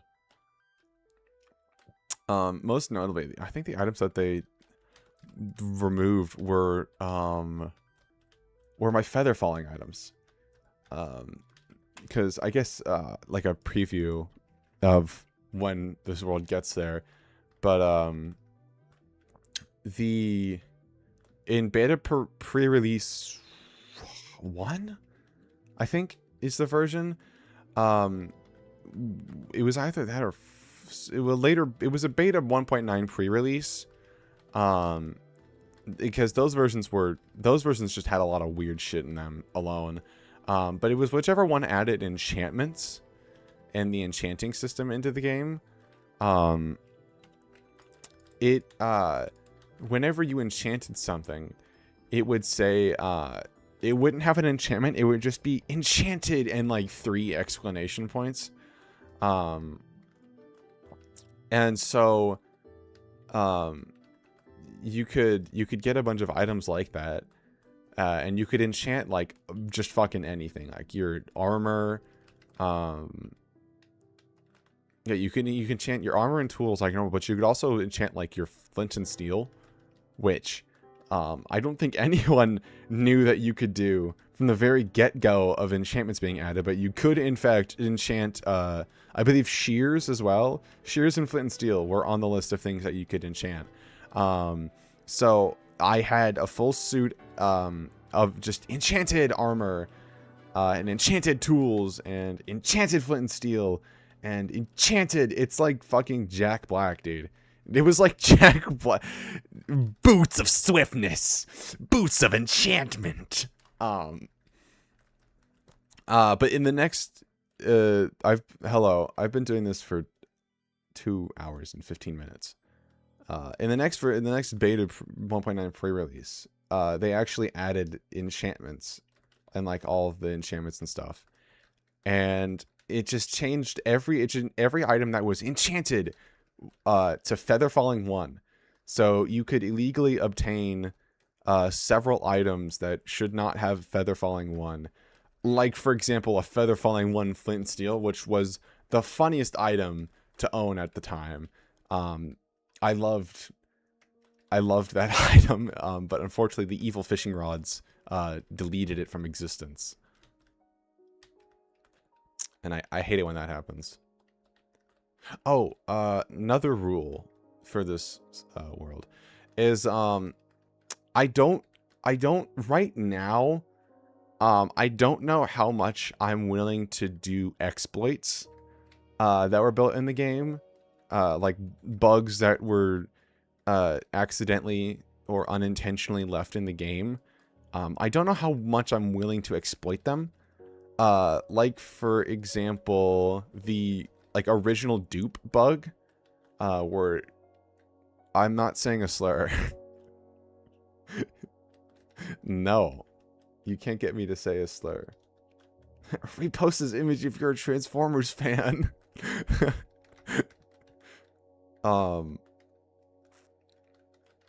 Shit. Oh yeah, because I know in my original Putty World I did not care, and I did use the dupe exploit, and I currently right now I'm unsure if I want to actually use them or like only cherry pick which exploits I want to use. Like if there's like an X-ray bug, I might use that, but duping I might not. I don't know. Maybe like it depends on how like intense the exploit is. Like if it's really powerful and super easy, I might not, but if it's a little harder, I might. It's a balancing act. I am gonna balance this. I'm gonna balance this. Unlike Helldivers 2. I'm gonna stay balanced. Alright, good. Yeah, I could just use them all.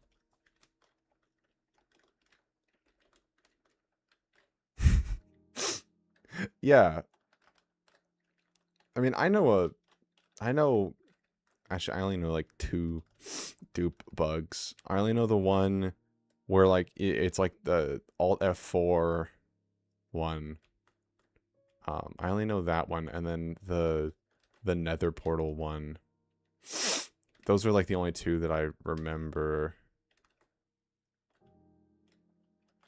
I don't know if there's like any dupe bugs in modern day Minecraft. I think they just hate people. And if you want to dupe something, you're gonna like fucking what the fuck? That's Minecraft Steve. Obviously. That's Mr. Minecraft Steve. Despite the fact that in this version of Minecraft in the game code he's called Zombie. That's besides the point. It's fuck. It's Mr. Minecraft Steve. Let me make him bigger. Let me turn. I'm gonna turn him evil again.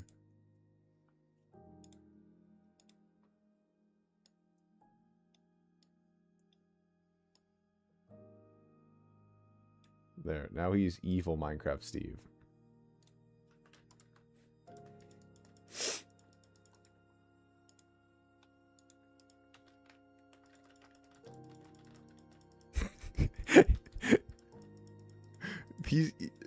Man, he's a crackhead. Look at him. He's insane. And he has such a way with words. I don't know. Do you think he's like on some illicit substance, or do you think he's boogieing? Oh man, I can't wait till I see Black Steve, man. That's gonna be great. I will play the original. I will play the version that added Black Steve. I can't. I genuinely can't get over that. That's always gonna be funny. Fucking Black Steve. Oh man.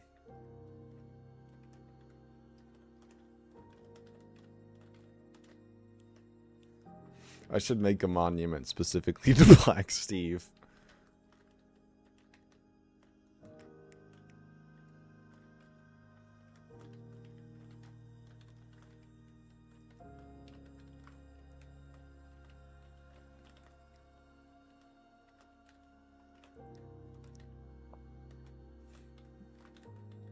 I'm ashamed they didn't. Copper Steve. It's the copper golem.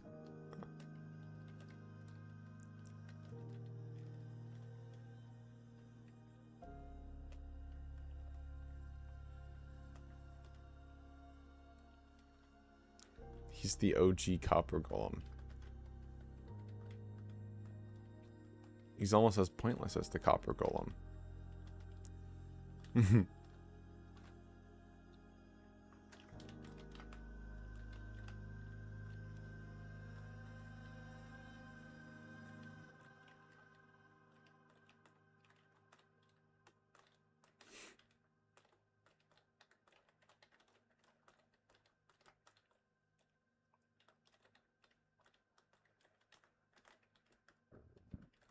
I'm digging a hole.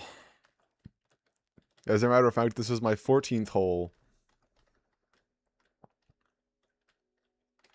I kind of already have the trenches. I just want a hole. I just need holes now. I would like not to dig a hole, but I'm kind of forced to dig a hole. Because the build height's only 64 in this version. I cannot wait until the build height gets increased. Because then I can actually fucking do shit. No, I'm not a I'm not a dwarf. That's a good idea, though. Maybe I should make some dwarven mines sometime. I'll make the fucking mines that the dwarves were in fucking Snow White.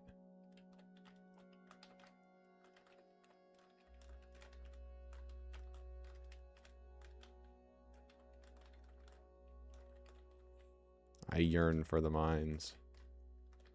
Yeah, no, this is I've dug a lot of holes. Look at all these holes. It's hell. It's really hell digging holes. That's why I'm using an auto clicker. It just makes things faster. But these things are really good at just like kidnapping these dudes. Since they're really brain dead. Did you just double jump? Dude, he's double jumping. That's crazy. I didn't know Steve could double jump. I do, I really do. This is why I need a job. If I get a job, I can pace myself. I hope not. Please do not. Please.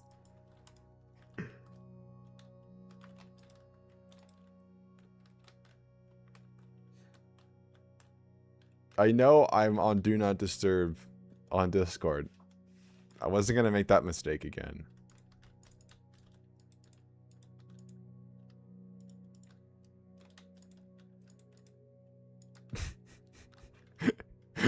Did you try to get you playing fucking Fallout New Vegas to pop up?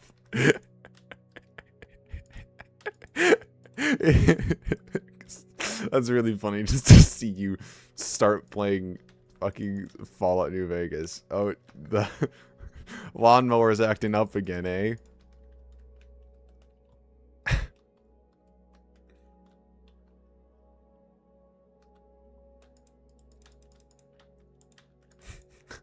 Baseball, huh?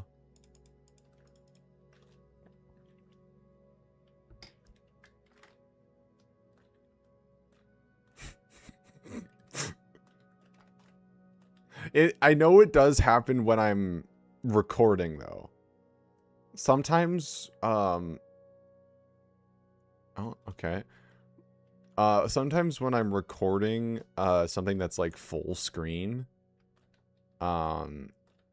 it does pop up sometimes. It might not pop up on this because the aspect ratio is stuck in a small window on my screen. So that may be something, but when I'm full screen, it might pop up. Because I know it's popped up before, in like regular when I'm recording, full screen. So, yeah, there's that.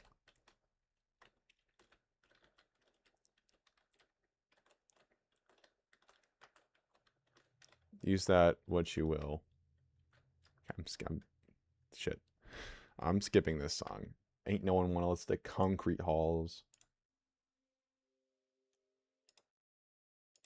Oh, yeah, I gotta physically pick the song. Which one have we not? Which one has not been played?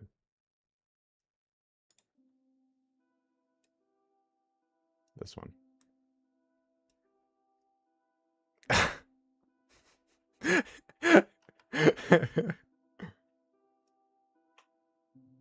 Which one is it? This one? I'm placing blocks and shit in Minecraft. I am placing blocks and shit cause I'm in fucking Minecraft.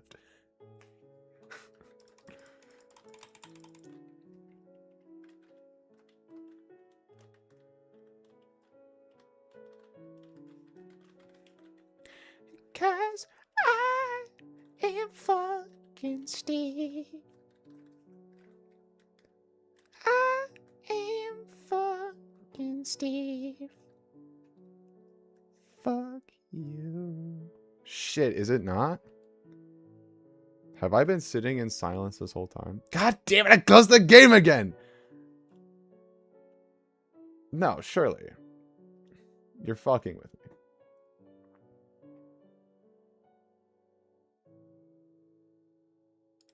Hang on.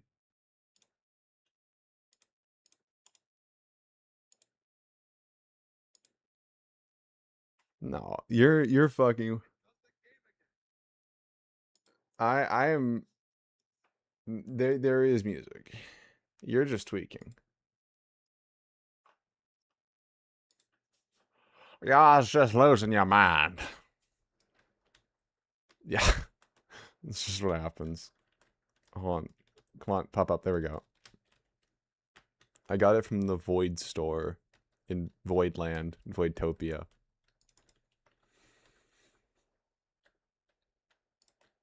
Right across the street from New York.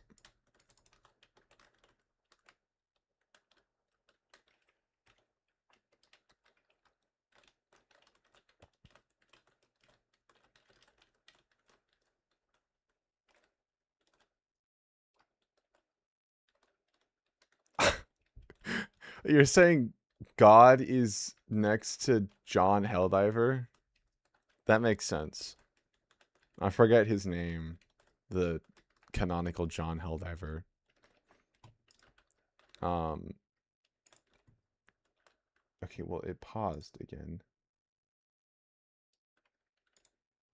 I mean, I pulled up my stream and I heard the music. So, I don't know.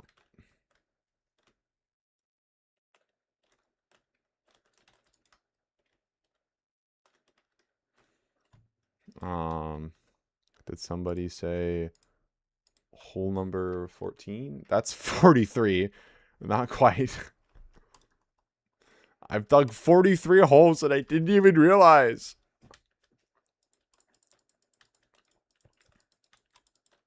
Oh wait, I still have the stream. I still have the muted. Whoops. Suddenly blocks appears.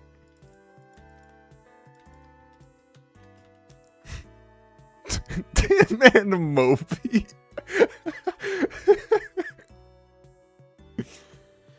Yes. Tim and Moby insinuates that one is evil, one is not.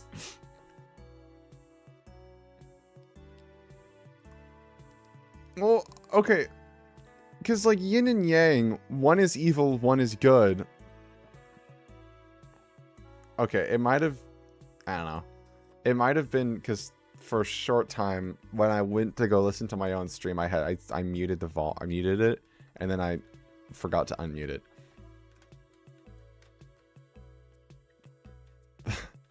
No! Not... How dare you? I can't believe you. He's a good man. You can't go wrong with Moby. Tim and Moby Mpreg. We've all seen that image. We've all seen Tim and Moby Mpreg. And if you haven't, you're lying.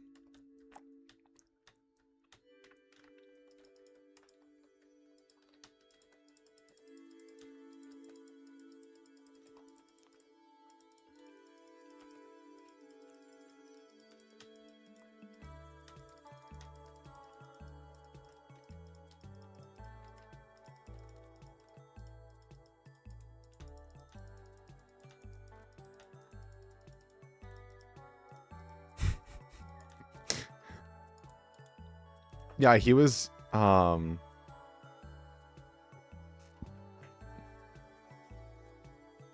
was Automatom? Who the fuck?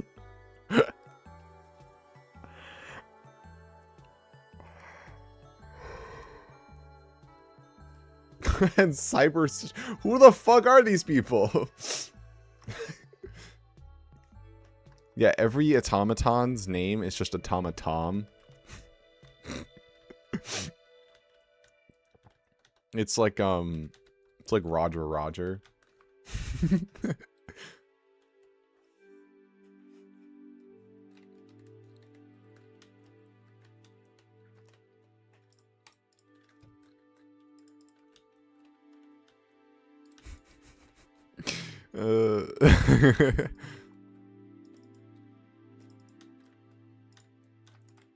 You say right hand man, and I think of fucking Henry Stickmin.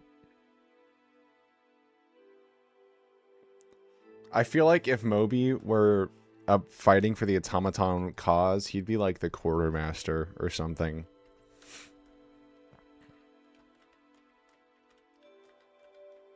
He'd be a logistics one.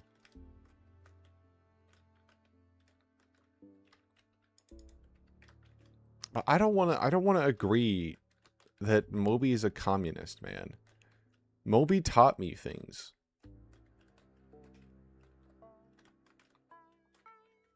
And while I can't say that Moby taught me communist ideals, he taught me things, man. He taught me some things about math, I think.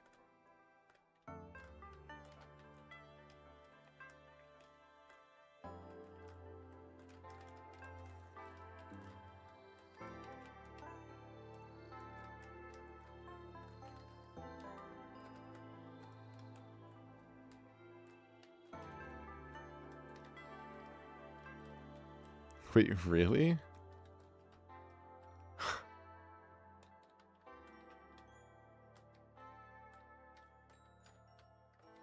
Damn. Dude, it's like, it makes me feel like, he's like the Doctor in the Time War. That's what he's like. That's what that makes me think of. No more.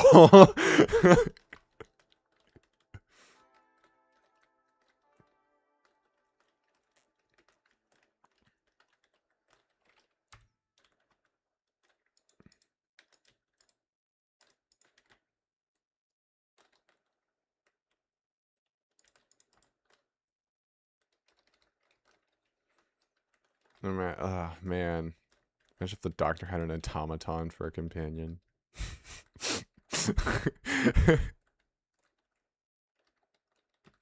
You can't stop me, okay?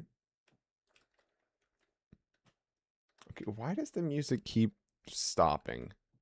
And God damn it. I hate that escape makes you close out the damn game. That's straight up Pookie Duke.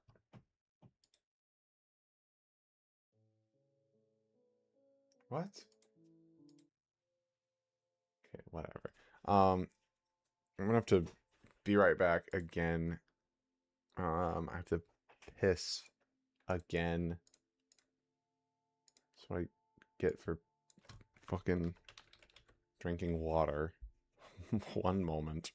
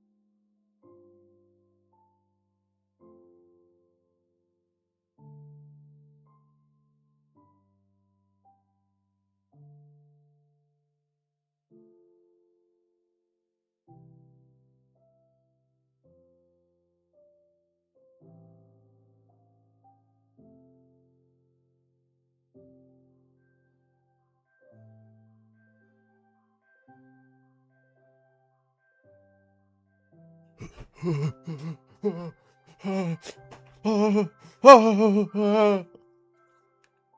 return.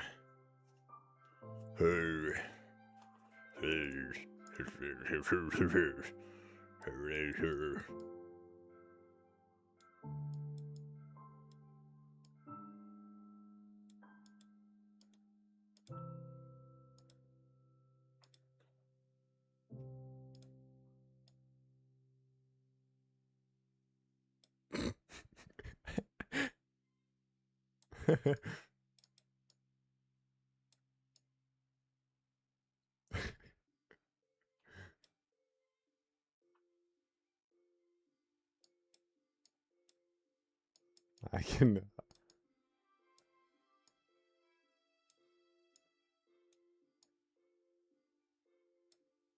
There. He's a ghost. Oh my god, he's dead. Okay, great.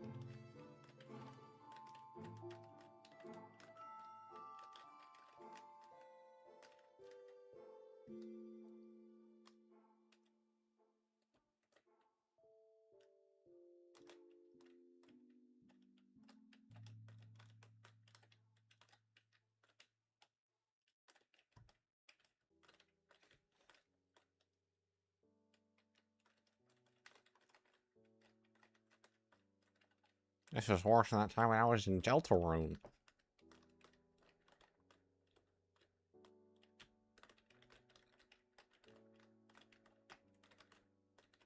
This is worse than the time when I was trapped in Minecraft. Holy crap. Herobrine.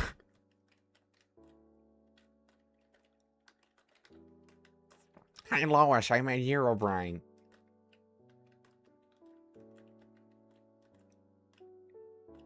Hey, Peter. I found Herobrine.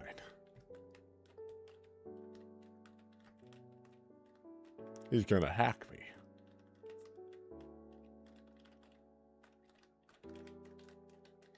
This is the part where I just start making fucking...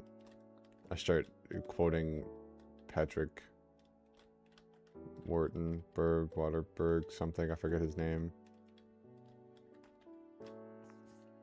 Oh, he got me. By all accounts, it doesn't make any sense.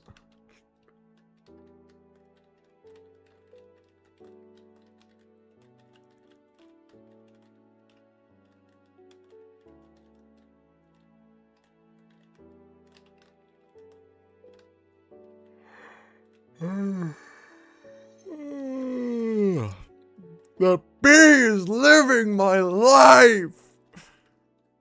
Let it go, Ken. Let it go. He happens to be the nicest bee I've met in a long time. Long time? What are you talking about?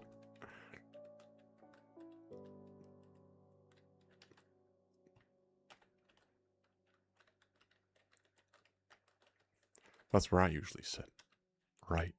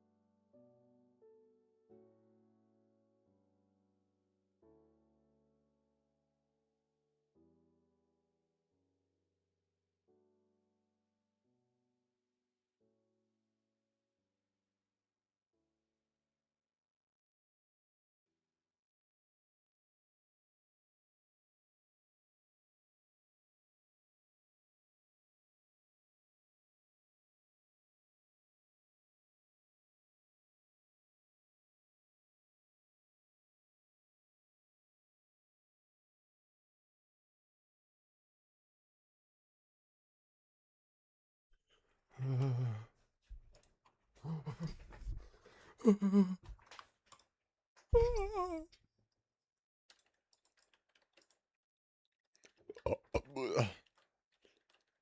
Shibuya. It stopped. The music stopped again. The music stopped. Well, why does it keep...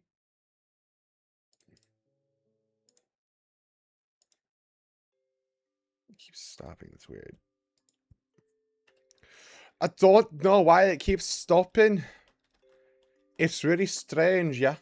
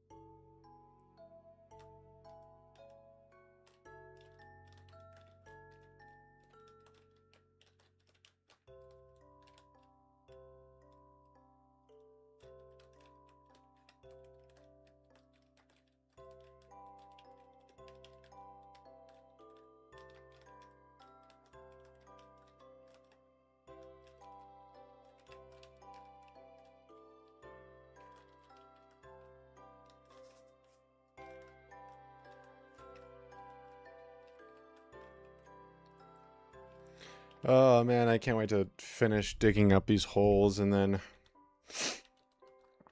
go and play CK3.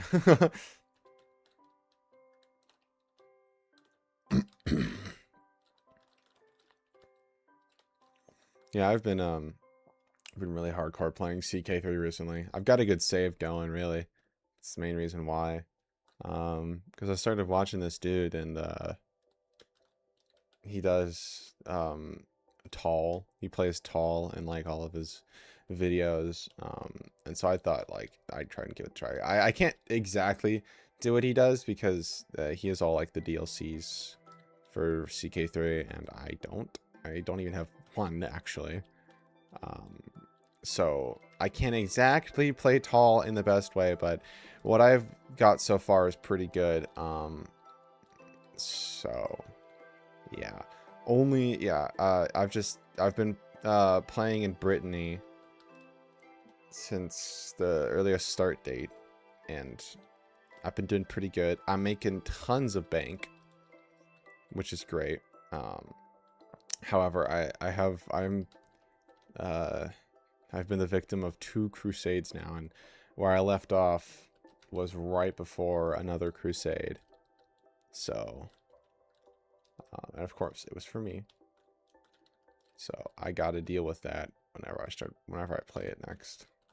To deal with a whole fucking crusade again. I don't really even care too much. It's for the Kingdom of Aquitaine, which I own. And I mean, I guess I should fight because, you know, it's worthwhile.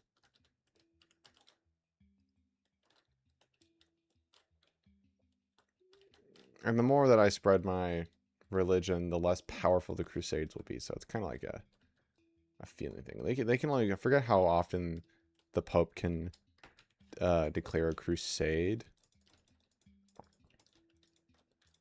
I don't remember, but I'm pretty close to being able because I split off a Christian faith. Mostly for the reason so I could get lay clergy and so I can allow for siblings to marry and have kids, which sounds terrible because it is, but it's simply just for eugenics. So I can just get better heirs without much worry. But that does come at the cost that then, you know, I have to deal with crusades. Which, I mean, I'm surprised I even managed to pull through with the last crusade that I had. Because I was outnumbered like 1 to 3. And this time I'm now like outnumbered 1-2 or 2-1. So I don't know. Hopefully I can do fine on this crusade.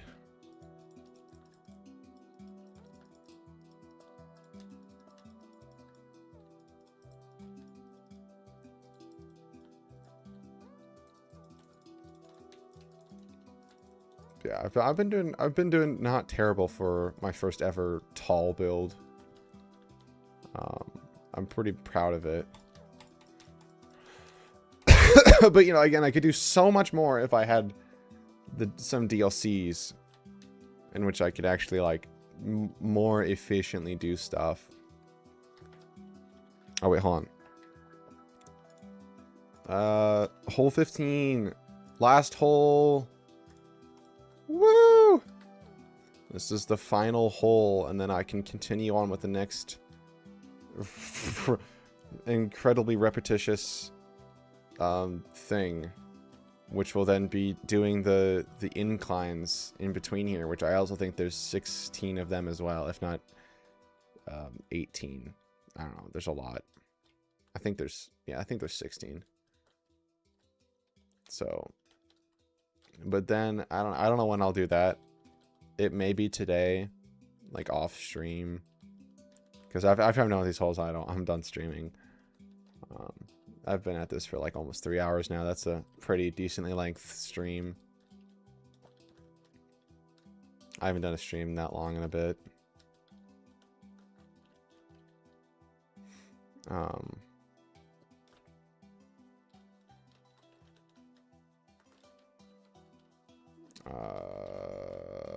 Yeah, I'll do the inclines, and then maybe like tomorrow, if I'm not with the inclines, I will I might stream again, so I can, I don't know, maybe I can stream building the temples, because I don't know, that could put some sustenance into the videos, into the next video, hopefully. At least I hope it. I hope it can, man. I hope. I'm just trying to find any kind of way to put some sustenance in these videos, dude. These videos have been like, this video's turning out to be, like I said, it's turning out to be pretty dry in terms of interesting content. I don't know. I just hope it performs well. The first episode performed okay. I'm pretty high. And to be fair, according to the analytics, I don't know, it's done okay, which is good. I'm glad to see that. I've done something right, at least. I mean, I would say it could have done better, but where does better stop? Like, better could be, like, at 100 views by now, or, like, completely blown up. You never know with YouTube. It's really, horrible. Not horrible, but very, very unpredictable. You never know. You really never know. There's no way to know. I don't know, a comfortable spot I'd like to be in terms of YouTube is where I can upload things and people will watch. It doesn't really have to be like anything specific. I just hope that, because I definitely probably would not do YouTube as a career.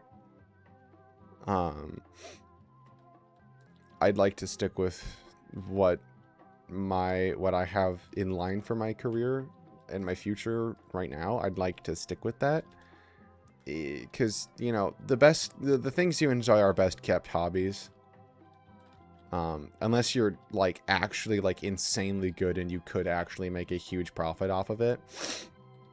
But like YouTube, it's just a hobby type of thing for me right now. There's no income. It's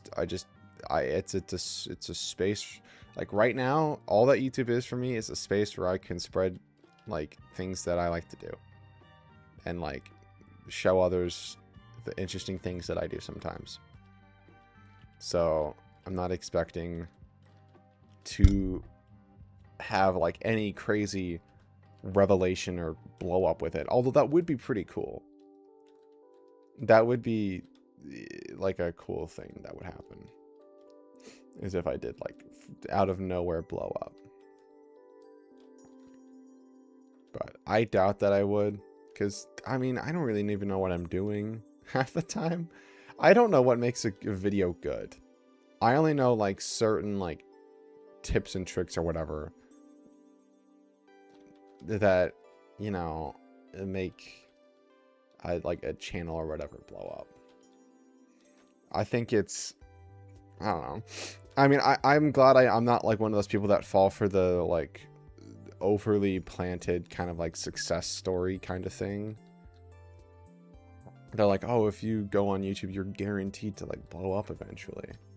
It's like, because like the things that I see with the people who do accidentally blow up, they're like, I literally never expected this to happen at all. I don't know how this happened. Like they're just as baffled as the rest of us. So it's a little comforting in a sense to see like there's no like guarantee that everything's gonna blow up. Hello again, Mr. Bees.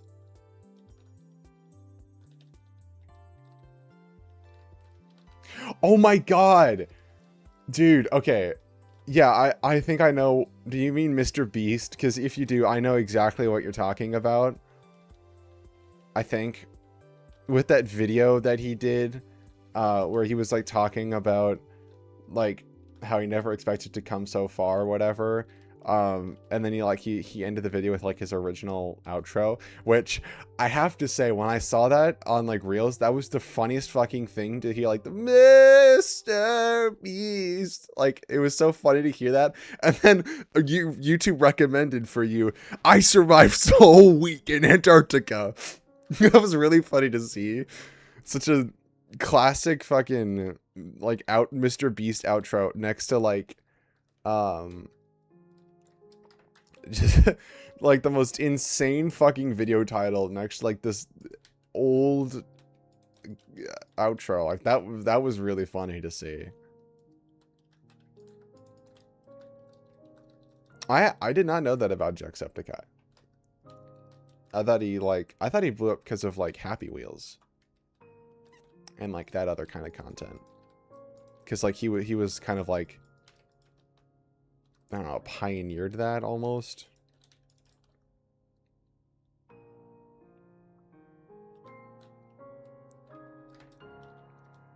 I mean, yeah, something that does help with like your popularity is exposure books. That's something that that it does play into it. How well you perform on YouTube. It's like shit just happens, or you get a shout out and suddenly you gain like you get an influx of viewers. That's crazy. Winning a shout out competition and then going from there, that's crazy. So you're saying I should enter every single shout out competition that I see.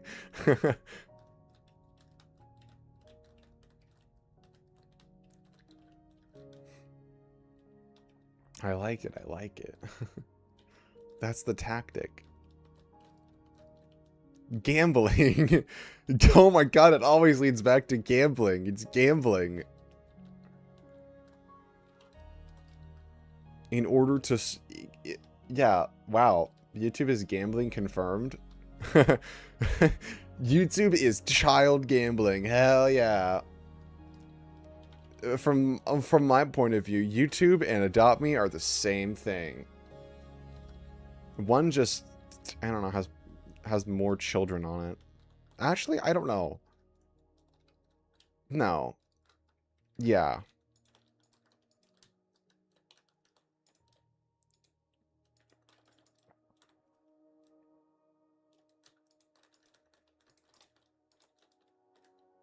Anyway, there we are. Whole 16 out of 16. That's, it's been done. We did it. I did it. That's true. You have a good point. 70% grown-ass men, 30% kids.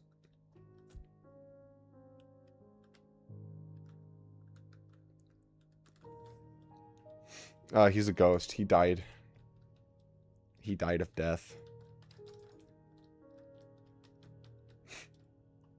He got a reverse tan.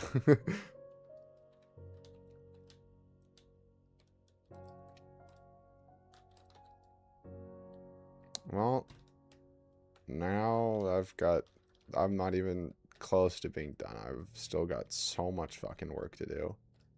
Oh, man. I knew I was in for, like, a lot, but I didn't think I was in for this much. This is what I get for coming in with no idea.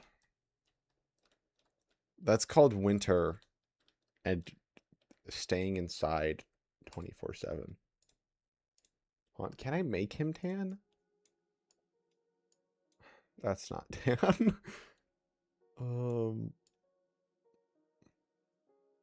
I can make him like grayscale.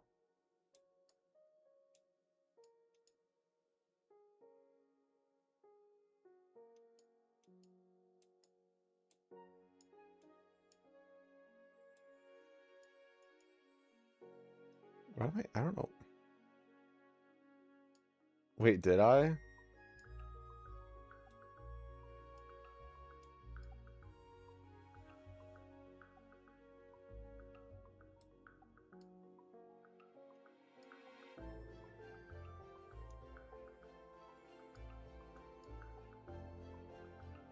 There we go.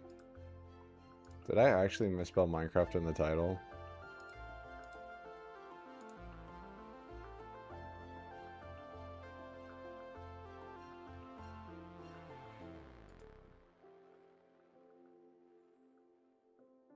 Fuck, I did. God damn it. How much we dig in Minecraft. God damn it.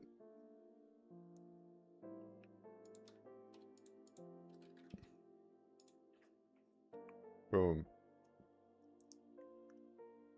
It was never misspelled. Actually. It's crazy, but it was never spelt wrong. It was always spelt correctly. I'm Clark Speed, and I'm here to say gaslight. Gaslight.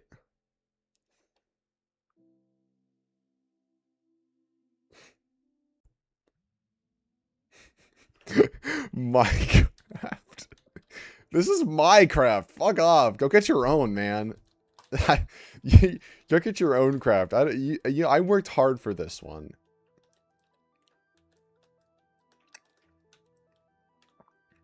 Great. I'm glad that I now have this horrifyingly ominous like circle of T-posing Minecraft Steves. This is just what I wanted for Christmas.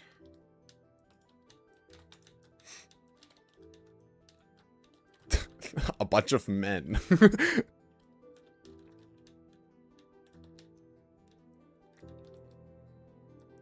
Thing is, though, I think, yeah, if you were to stand on those 4 blocks there, they would all directly be looking at you. Yeah, you have a good point. Yeah, there is insane potential. Too bad I have not thought of anything. I have thought of absolutely zero lore.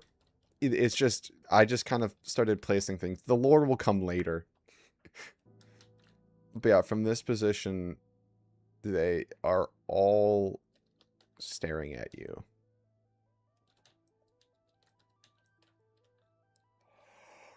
It's a little ominous. Yeah, there's probably something magical you could do with this. I've kind of thought a little bit about what the lore could be, but like, considering the fact that I can only place 1 block, it's kind of hard to implement Um, like any kind of anything, because you really got to use your imagination for what you're looking at. Like from this end, you can't even tell if these guys are like even wearing clothes. You don't even know if these statues are butt ass naked or not. It's like a choose your own adventure. Are these statues naked or not? You get to decide. Vote now. Yeah, yeah, super swaggy. That was me. I'm the super swaggy king. I mean, it does kind of make me think of King Minos. Cause of the fucking maze and the whole fucking labyrinth and the underneath of the cave. The castle. This whole fucking thing here, so um again, there's more opportunities for lore. I'm just not doing anything. Also, I think this is the part of the labyrinth that got cut off because of the barracks that are just there.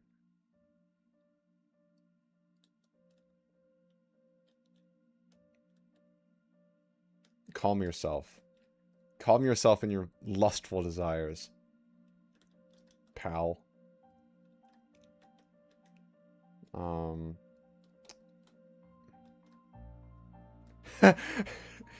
Okay, well, the funny thing is, the next time I update this into the next version, everything will become stone.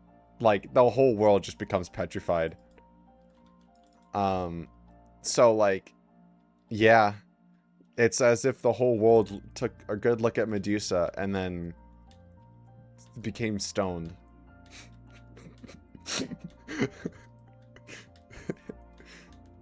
Weed World 420 become stoned.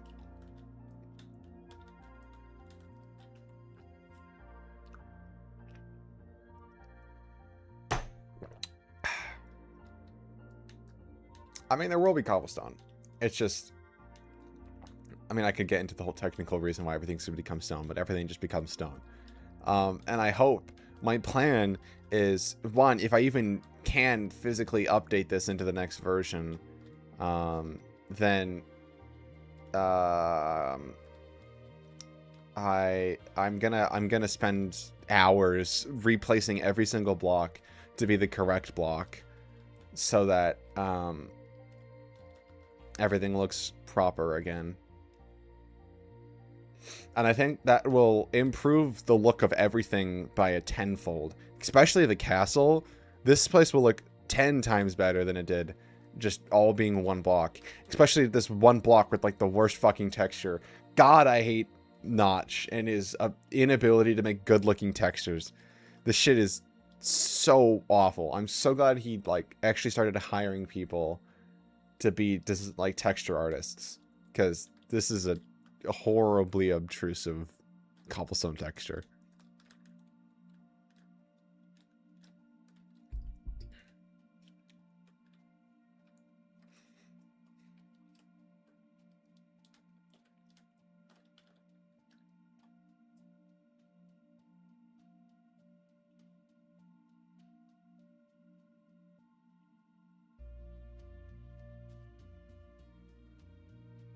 Yeah, that's true.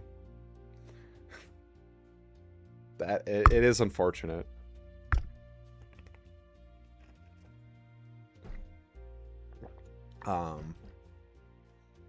It's sad. Okay, I gotta change that.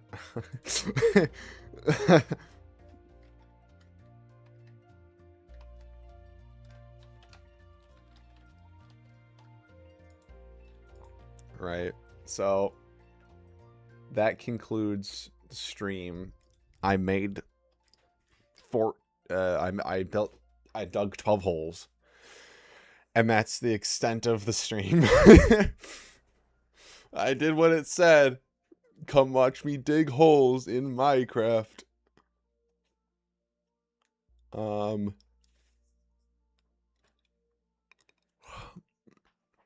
I want to eat food first. I'd like to eat a lunch, even though it's 5 o'clock. For me. What? You can't say dude.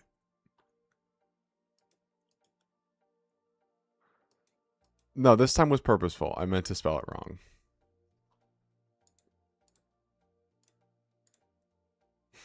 Nice. Okay, fine. Fine, I'll fix it.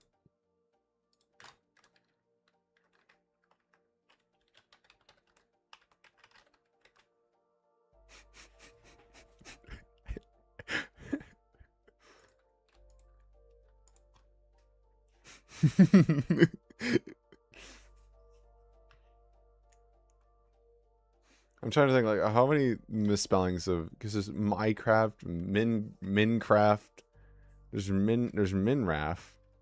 You could do, yeah, Minecraft, Minecraft. You could do Minercraft, Minicraft.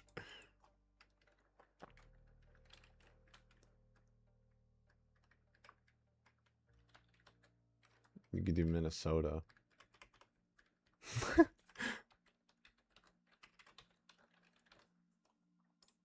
Minnesota. Today we're playing my favorite game, Minnesota. The Minnesota Simulator. You spawn in, it's like, oh hey, how's it going? Welcome to St. Paul. It sure is great to have you here. Would you like to go fishing in one of our several kinds of lakes that we have here? We're the land of 10,000 lakes, you know, even though there's not 10,000 lakes in Minnesota, but we don't talk about that.